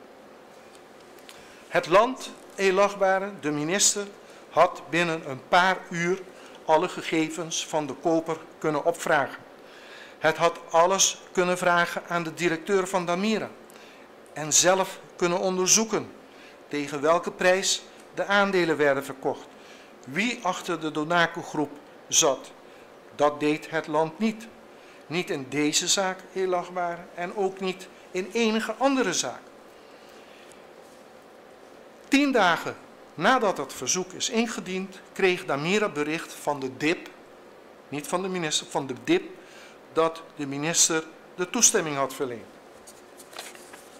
Daarmee kan ook volgens de Hoge Raad in het zojuist aangehaalde arrest niet worden volgehouden, elachtbare, dat het land Aruba door een oplichtingsmiddel, als dat er al was, quod non, is bewogen tot de afgifte van een goed en of het aangaan van een schuld en of de verlening van een dienst als gevolg waarvan cliënten zich wederrechtelijk zouden hebben verrijkt.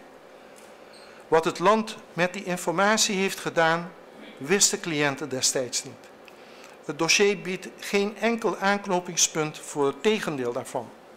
Hoe kan je spreken van oplichting van het land als het land alle gegevens krijgt waarmee het kan onderzoeken wie de oorspronkelijke aandeelhouders zijn, wie de nieuwe aandeelhouder is, wie haar principaal is en voor hoeveel de nieuwe aandeelhouder die aandelen gekocht heeft? Dat had het land allemaal gemakkelijk kunnen achterhalen, als het dat belangrijk vond. Maar dat heeft het land nu niet belangrijk gevonden en dat heeft het land nooit belangrijk gevonden, zoals aangetoond met de aangehaalde rechtspraak en met de getuigenverklaringen die aangeven dat er tot de dag van vandaag geen richtlijnen op schrift staan voor het al dan niet geven van een dergelijke toestemming.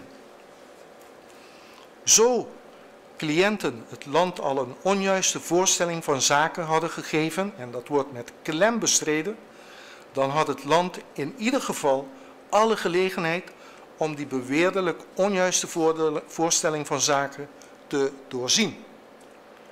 Maar laten we ons ook even afvragen of het land überhaupt als slachtoffer in deze kan worden aangemerkt. De vennootschap die de commerciële erfpachtsterreinen heeft gekregen, Damira, bestaat immers nog steeds. Heeft intussen een bouwvergunning en gaat het project gewoon uitvoeren. Ik verwijs naar de verklaring van de huidige principaal van Damira. Wat had het land gekregen als de aandelen in Damira niet verkocht waren en cliënten gewoon aandeelhouder waren gebleven? Elachtbare, ook in dat geval niets meer en niets minder dan wat het land heeft ontvangen voor de percelen. Van enige benadeling van het land kan dan ook geen sprake zijn. Damira is nog steeds de contractspartij van het land en als zij haar verplichtingen niet nakomt, biedt de erfpachtsovereenkomst en de erfpachtsakte diverse mogelijkheden aan het land om het recht van erfpacht van Damira af te nemen. Tot de dag van vandaag heeft het land niets ondernomen om het erfpachtsrecht van Damira af te pakken, om de simpele reden dat Damira kennelijk nog steeds haar verplichtingen nakomt.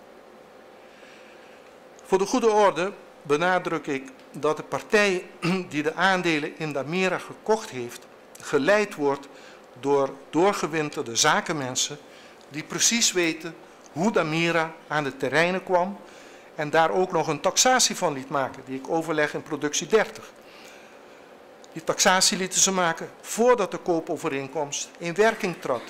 Dus ook die partij kan niet claimen dat ze opgelicht is door cliënten. Ook die partij heeft zich van rechtsbijstand voorzien. Nota bene het hele proces is door die rechtsbijstand, door de rechtsbijstandsverleners begeleid. En ook die partij wist dus precies hoe de vork in de steel zat. Heel achtbare, als het land Aruba werkelijk iets tegen een dergelijke doorverkoop had willen doen, dan had het al lang regelgeving tot stand moeten brengen. Samenvattend, heel achtbare, concludeer ik dan ook dat cliënten zowel voor de verweten valsheid in geschriften als voor de verweten oplichting dienen te worden vrijgesproken. Het mogen zo zijn dat zij door de verkoop van de aandelen in Damira bevoordeeld zijn, maar dat is niet wederrechtelijk gebeurd. Ik begon deze pleitnota met een citaat, heel achtbare, uit uw afscheidsrede. En dat deed ik niet om u gunstig te stemmen, dat deed ik omdat het de kern van de verwijten in deze zaak raakt. In deze zaak speelt stemmingkwekerij vooral een belangrijke rol, zowel in als buiten de rechtszaal. En het OM is daar ook niet wars van.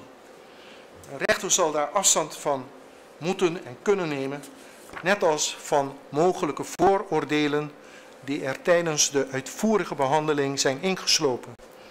U zal de verwijten beoordelen op basis van de casus, de wet en de rechtspraak en ontdaan van alle franje. Deze zaak is aan het rollen gebracht door een aangifte van een aantal parlementariërs van de tegenpartij, die zelf blijkbaar te beroerd zijn om regelgeving tot stand te brengen, die het verbiedt om de aandelen in een vennootschap die een commercieel terrein heeft gekregen door te verkopen met winst. Ze zijn zelfs te beroerd om vooruitlopend op een wettelijk verbod een toetsingskader op schrift te stellen waaraan de minister op een transparante wijze kan toetsen of voor een verzoek tot verkoop en overdracht van aandelen toestemming kan worden verleend. Niet eens dat, niet eens een richtlijn staat op papier. Het strafrecht wordt hier naar mijn stellige overtuiging dan ook vooral ingezet om bestuurlijk falen toe te dekken. En daarvoor is het strafrecht als ultimum remedium niet bedoeld, heel achtbare. Wat aan cliënten wordt verweten is misschien afkeurenswaardig. Ja, misschien zelfs moreel en ethisch verwerpelijk. Net als hetgeen meneer Thijssen destijds deed en met hem vele anderen. Maar het is niet strafbaar. Op de Zuidas van Amsterdam zitten dankzij de Nederlandse belastingwetgeving vele brievenbusmaatschappijen die het mogelijk maken dat grote multinationals miljarden aan belastingverplichtingen in veelal armlastige landen kunnen omzeilen. Moreel verwerpelijk en afkeurenswaardig, maar niet strafbaar. Hier te lande was het tot voor kort, tot dit jaar zelfs, mogelijk om overdrachtsbelasting van onroerend goed te omzeilen door het onroerend goed in een vennootschap onder te brengen en vervolgens de aandelen in de vennootschap te verkopen. Met ingang van 1 januari aanstaande komt er wetgeving waardoor dat gat gedicht wordt. De verkoop van aandelen in een vennootschap die net een commercieel erfpachtsterrein heeft gekregen, blijft echter gewoon mogelijk. Hetgeen cliënten verweten wordt, is nog steeds niet strafbaar. Het probleem van speculeren, heel achtbare, is heel simpel op te lossen. Door voor de commerciële erfpachtsterreinen, met name de terreinen die in de toeristische zone liggen, om daarvoor marktconforme prijzen te vragen en niet de belachelijk lage prijzen die daar al sinds jaar en dag voor gelden. Dat dat niet gebeurd is, is alleen het land te verwijten. Ik rond af, edelachtbare, zo u het OM al ontvankelijk acht in de vervolging van cliënten, dan wel de telastenlegging niet nietig zou willen verklaren, dan verzoek ik u cliënten vrij te spreken van het hen te lasten gelegde, althans te ontslaan van alle rechtsvervolging. De gevorderde straf, edelachtbare, van 2 jaar acht ik daarbij ronduit draconisch. Het zou betekenen dat hun schoolgaande en nog minderjarige zoon 2 jaar ouderloos zou moeten leven in de meest kwetsbare periode van zijn leven. De gevorderde straf staat in geen enkele verhouding tot de verwijt, vooral gezien in het licht van alle omstandigheden die ik hiervoor uitvoerig uiteen heb gezet.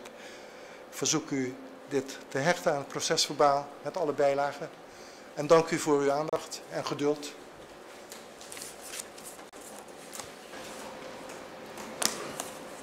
Wanneer wil het OM repliceren? Oké.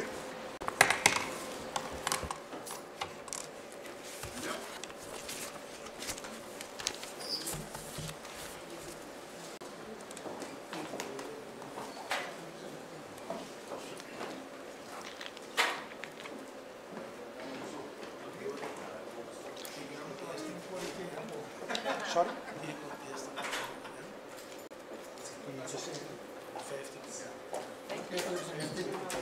Huh? 15, hè?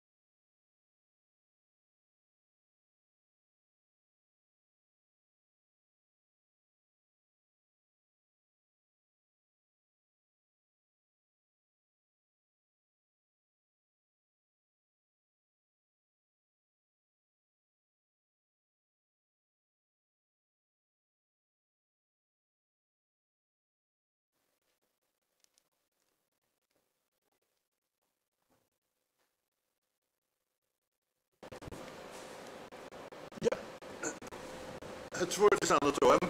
Dank u wel. Allereerst het verweer of het verzoek van de verdediging om het Openbaar Ministerie niet ontvankelijk te verklaren. Als ik het goed begrijp, is dat gestoeld op het feit dat er geen duidelijke uitleg is waarom bepaalde dwangmiddelen en waarom bepaalde strafvervolgingsbeslissingen zijn genomen ten aanzien van sommige personen. wel en waarom ten aanzien van sommige personen niet. Het Openbaar Ministerie heeft deze zaak beoordeeld en op basis van de op dat moment aanwezige verdenkingen wordt een beslissing genomen over het toepassen van dwangmiddelen bij iemand en wordt ook uiteindelijk op basis van het einddossier een beslissing genomen over de vervolging. En de aandelen van deze personen in de feiten zoals die in het dossier naar voren zijn gebracht, heeft het Openbaar Ministerie op dit moment nog niet ertoe laten leiden om een strafrechtelijke vervolging in te starten. Dat heeft niets met politieke kleur te maken. Dat heeft te maken met de beoordeling die het Openbaar Ministerie doet op het dossier en op de feiten zoals die er liggen. Dat tot niet-ontvankelijkheid zou moeten leiden, waarvoor het kader toch is dat er grove fouten zijn gemaakt, grove veronachtzaming is geweest of voor onherstelbare vormverzuimen zijn geweest. Dat zie ik helemaal niet terug in de onderbouwing van het is, maar ook in het overige, als ik het er zelf in moet lezen, zie ik dat ook niet. Dus het verweer moet alleen al om die reden worden verworpen. Voorts is er een verzoek gedaan om nietigheid van de lastlegging. Ik ga ervan uit dat nietigheid de dagvaarding het verzoek is van de verdediging. En dat zou zijn omdat er niet duidelijk is wat er wordt verweten. Maar het verweer wat daarop wordt gevoerd is een inhoudelijk verweer wederom op die feiten.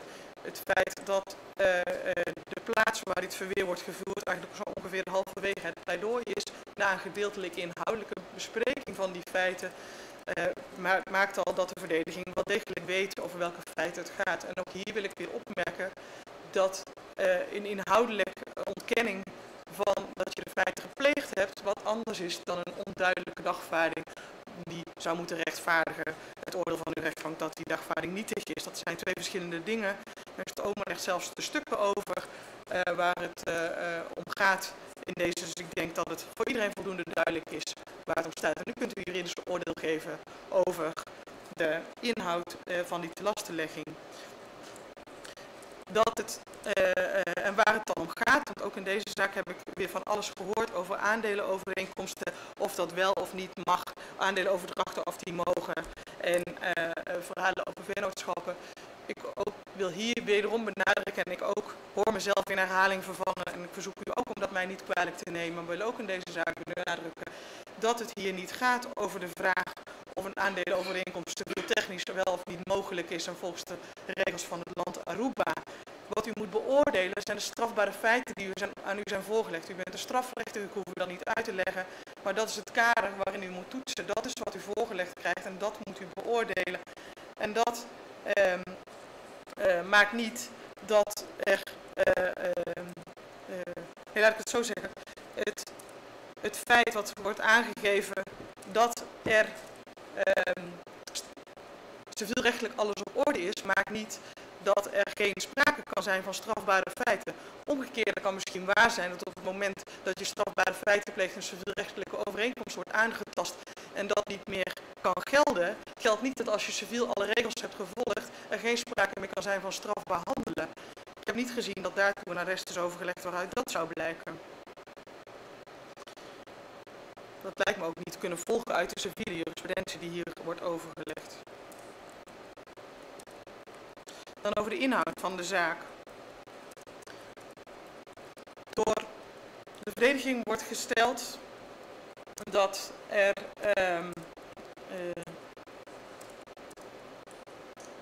een verschil moet worden gemaakt tussen de aandeelhouders en de vennootschap en dat we dat niet mogen vereenzelvigen te veel. Vervolgens wordt door de verdediging naar voren gebracht dat Damira wel een appartementencomplex heeft gehad. Dat heb ik ook gelezen, dat is in het requisitor ook aangegeven. Maar Damira had op het moment dat die aandelen werden overgedragen geen inhoud meer. Alleen de optie die het toen had en daarna de erfpachtovereenkomst op het terrein in Eagle Beach. Dat is wat er lag en daar was het ook alleen voor de koper van de aandelen om te doen. Verder was dat een legados en vandaar dat het een mooi iets was voor de Donadis om het te kopen. En dat er dan vervolgens een hele track record wordt aangehaald van meneer Berleman over zijn projectontwikkelactiviteiten, maakt maar dat ook hier het verschil door de verdediging ook wat slimmer gemaakt wordt over wat nou Damira is en wat nou meneer Berleman is. Want blijkbaar moet u de track record van Berleman toch onder Damira onderbrengen als het gaat om projectontwikkeling. En dan lopen er dus weer dingen door elkaar en zo ziet u maar hoe het een aan het ander verbonden is. En ik ga niet het hele requisitoor herhalen, daar zit u ook niet op te wachten. Dat hebben we gehouden een aantal weken geleden. Maar ik wil nog wel aangeven dat door de verdediging een verhaal wordt geschetst over dat het duidelijk was dat Berleman en Núñez op zoek waren naar financiers in hun project, om iemand om hun project mee te ontwikkelen. Maar dat wordt gesteld, maar dat blijkt nergens uit het dossier. Sterker nog, het tegendeel blijkt uit het dossier.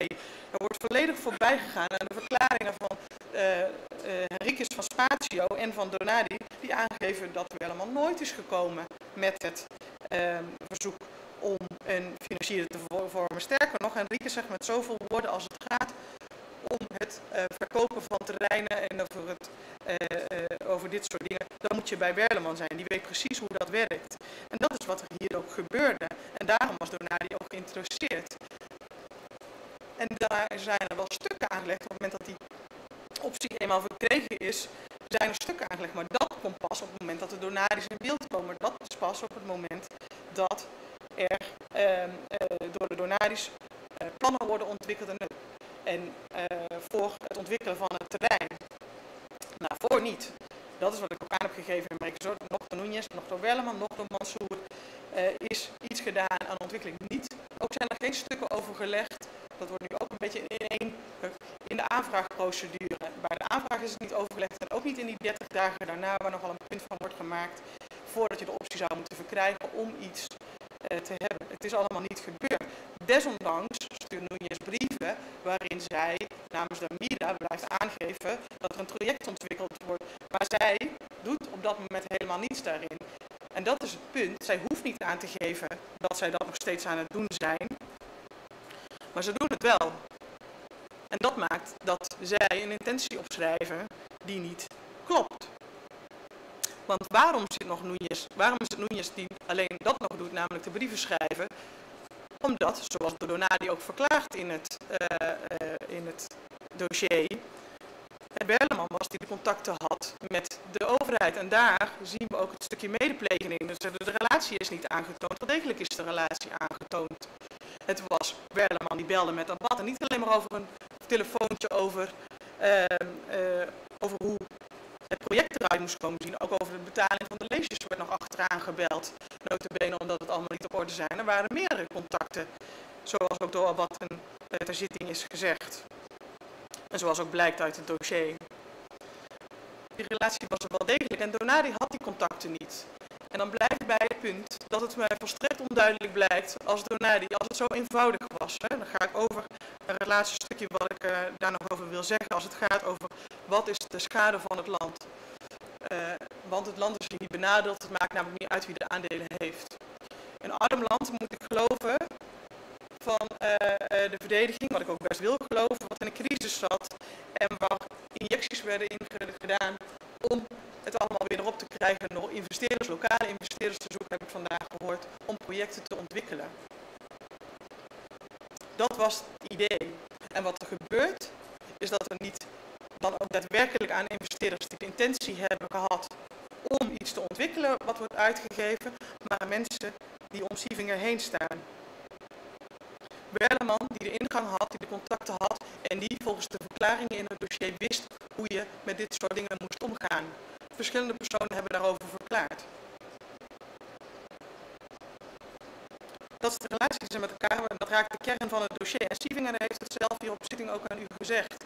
Als ik had geweten dat het allemaal zo gaat, dan zou je dat natuurlijk niet doen. Als ik zou weten dat de aandelen verkocht zouden worden en dat de grote winsten zouden worden, dan hadden we het zo niet uitgegeven. Want dat was immers niet de bedoeling waarmee het land dingen uitgeeft. En dat is ook de schade waarin het is. Dat mensen, een gewone burger die geen ingang heeft, die geen contacten heeft, een weg moet bewandelen waarbij het een feit van algemene bekendheid, en hier ook al vaker in de zittingzaal naar voren gebracht, ook door de verschillende advocaten, het niet mogelijk was om bij de DIP iets te krijgen of bij de minister. Maar wel voor de personen eromheen. En dat is de schade die het land leidt op het moment. Misschien financieel niet, maar in het requisitorium is het ook aangegeven dat het vertrouwen daarmee in een overheid volledig weg is. En dat is wel degelijk een nadeel voor het land. Ik kijk nog even in mijn aantekeningen of er nog iets meer op te merken. Nee, volgens mij niet. Dank u wel.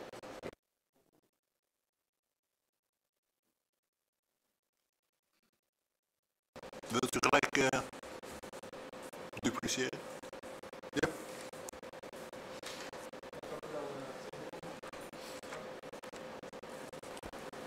Dank u wel, de heer Lachbaar.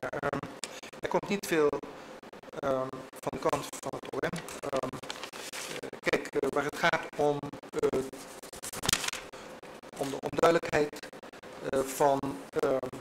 van de telastenlegging, de heer Lachbaar, ik heb dat duidelijk uiteengezet wat allemaal niet duidelijk is.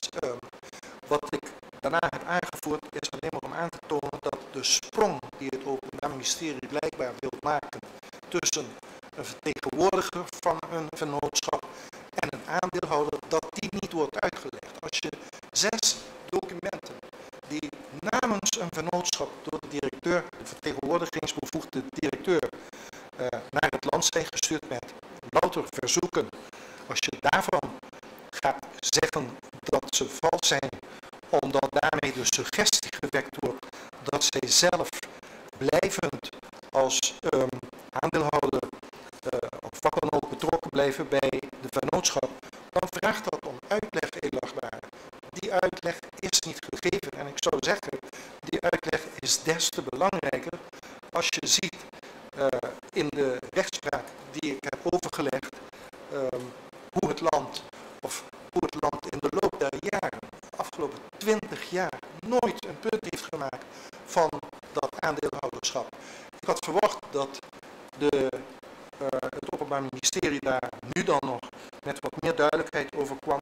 En dat is niet gebeurd. Terwijl ik wel uitdrukkelijk in een uitspraak, in een arrest, wat nota bene ook is aangehaald door het Openbaar Ministerie en het andere arrest op diezelfde dag, heb aangegeven dat wil je kunnen spreken van oplichting in dit geval, spreken we even over vervalsing in geschriften naar de oplichting, dat alle omstandigheden van het geval belangrijk zijn. Dus ook die omstandigheden die spreken, die duidelijk spreken uit die uitspraken, die lokale uitspraken, tot en met het Hof toe, over het al dan niet essentieel zijn voor het land van het aandeelhouderschap in een vennootschap die een erfperceel heeft gekregen. Al die omstandigheden, ik hoor ook niets over de brieven waarbij toestemming is gevraagd om die aandelen over te dragen en waarin alle gegevens zijn verstrekt waarmee het land had kunnen onderzoeken, als het dan belangrijk was om te weten wie de aandeelhouders zijn, had kunnen onderzoeken wie de nieuwe aandeelhouders zouden worden, voor hoeveel geld die zouden zijn overgedragen. Maar niets daarvan is ook nu nog naar voren gekomen. Het zijn allemaal omstandigheden die het Openbaar Ministerie inderdaad het liefst buiten het plaatje houdt. Maar wat doe je als je dit soort belangrijke gegevens buiten het plaatje houdt? Als je buiten het plaatje houdt dat mijn cliënten al jaren daarvoor met allerlei projecten bezig waren. Als je buiten het plaatje houdt dat ze helemaal geen contact hebben gehad met de minister over deze overdracht. Als je dat allemaal buiten het plaatje houdt, heel lachbaar, dan krijg je een hele gevaarlijke situatie. Dan probeert het Openbaar Ministerie ons een tunnelvisie in te krijgen. En ja, gezien de hele belangrijke omstandigheden die gewoon hier gewoon leven en bestaan, zou je juist naar die omstandigheden moeten kijken voordat je met dit soort zware verwijten komt. is zoveel buiten beschouwing gehouden door het Openbaar Ministerie dat je niet eens van een tunnelvisie meer kunt spreken, maar van een okervisie. Het is dit kleine groepje wat opeens hier aandelen lijkt te verkopen en daar winst op maakt. Het zijn talloze groepen die op een gegeven moment hun aandelen verkopen. En het Hof heeft daarvan gezegd, dat kan je niet tegenhouden. Tenzij je met een wet komt, tenzij je met een uitdrukkelijke bepaling komt, waarbij je dat verbiedt. Maar als je dat niet hebt gedaan, hoe kan je dan met droge ogen beweren dat je een land oplicht? Hetzelfde geldt ook voor wat aan het eind door de officier naar voren is gebracht. Ja, je zegt van nou, gewone burgers konden allemaal dat niet krijgen. Nee, natuurlijk niet. Het is een vennootschap die op een gegeven moment een project kan ontwikkelen. En het is dezelfde vennootschap die dat nog steeds doet. Je kan, wanneer je in een recessie zit en je projecten moet ontwikkelen, ja, dan dat is niet iets wat door individuele burgers gebeurt. Het gebeurt per definitie door vennootschappen. En het is niet alleen Damira geweest die in die tijd terrein heeft gekregen om te ontwikkelen. Het zijn verschillende anderen geweest die helemaal buiten beeld worden gehouden. Ja, en waar dan een beetje licht op geworpen kan worden dankzij rechtspraak die door het Openbaar Ministerie het liefst buiten beschouwing wordt gehouden in Lachbaar.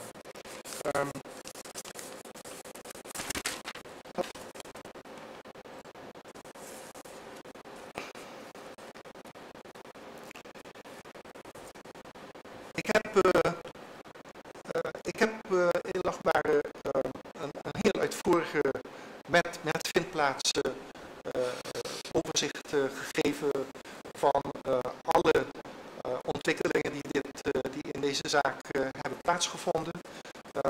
Ik herhaal nogmaals dat uit die hele gang van zaken, waarbij na 5 maanden ook nog eens advocaten erbij gehaald zijn, die uiteraard ook geen adviezen mogen geven die tegen de wet ingaan.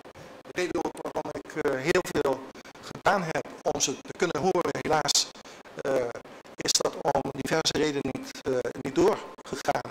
En hebben ze daar alles tegen opgeworpen om te moeten verklaren. Ik had ook graag de notaris willen horen, want die moet volgens de landsverordening op het notarisambt alles controleren. Al die brieven, al die stukken waar volgens het Openbaar Ministerie het land mee misleid zou zijn, die zouden allemaal door hem bekeken zijn voordat hij die akte passeert. Als hij hier had kunnen staan, dan had ook hij kunnen duidelijk maken hoe vaak zoiets voorkomt en dat het niet strafbaar is, tot op de dag van vandaag heel lachbaar. Ja, het zijn gegevens, het zijn veel gegevens uit de civiele sfeer, maar het zijn wel hele belangrijke gegevens uit de civiele sfeer, heel lachbaar. Als iets civielrechtelijk niet had gekund in deze zaak, dan had ik het Openbaar Ministerie misschien gelijk kunnen geven. Maar niets van wat hier in deze zaak geschreven is, of uiteindelijk gedaan is civielrechtelijk verboden of niet in de haak. Het is allemaal conform alle bepalingen gegaan die het civiele recht ook mogelijk maken. Dan kan je niet opeens zomaar zonder een hele duidelijke motivering gaan roepen van ja, je hebt het land opgelicht of je hebt valsheid in geschriften gepleegd. Heel lachbare. Ik vind dat het OM hier erg tekort is geschoten in de motivering van de verwijten en de onderdelen van de tenlastelegging. Ik handhaaf dan ook al hetgeen ik daarover gesteld heb. Ik geloof dat ik op de meeste punten van het OM gereageerd heb, dus ik wil het daarbij houden. Ik persisteer bij hetgeen ik naar voren heb gebracht. Goed. Het echtpaar heeft het laatste woord.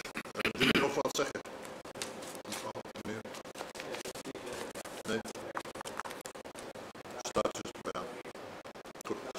Ik sluit nog niet, maar u krijgt bericht wanneer het zover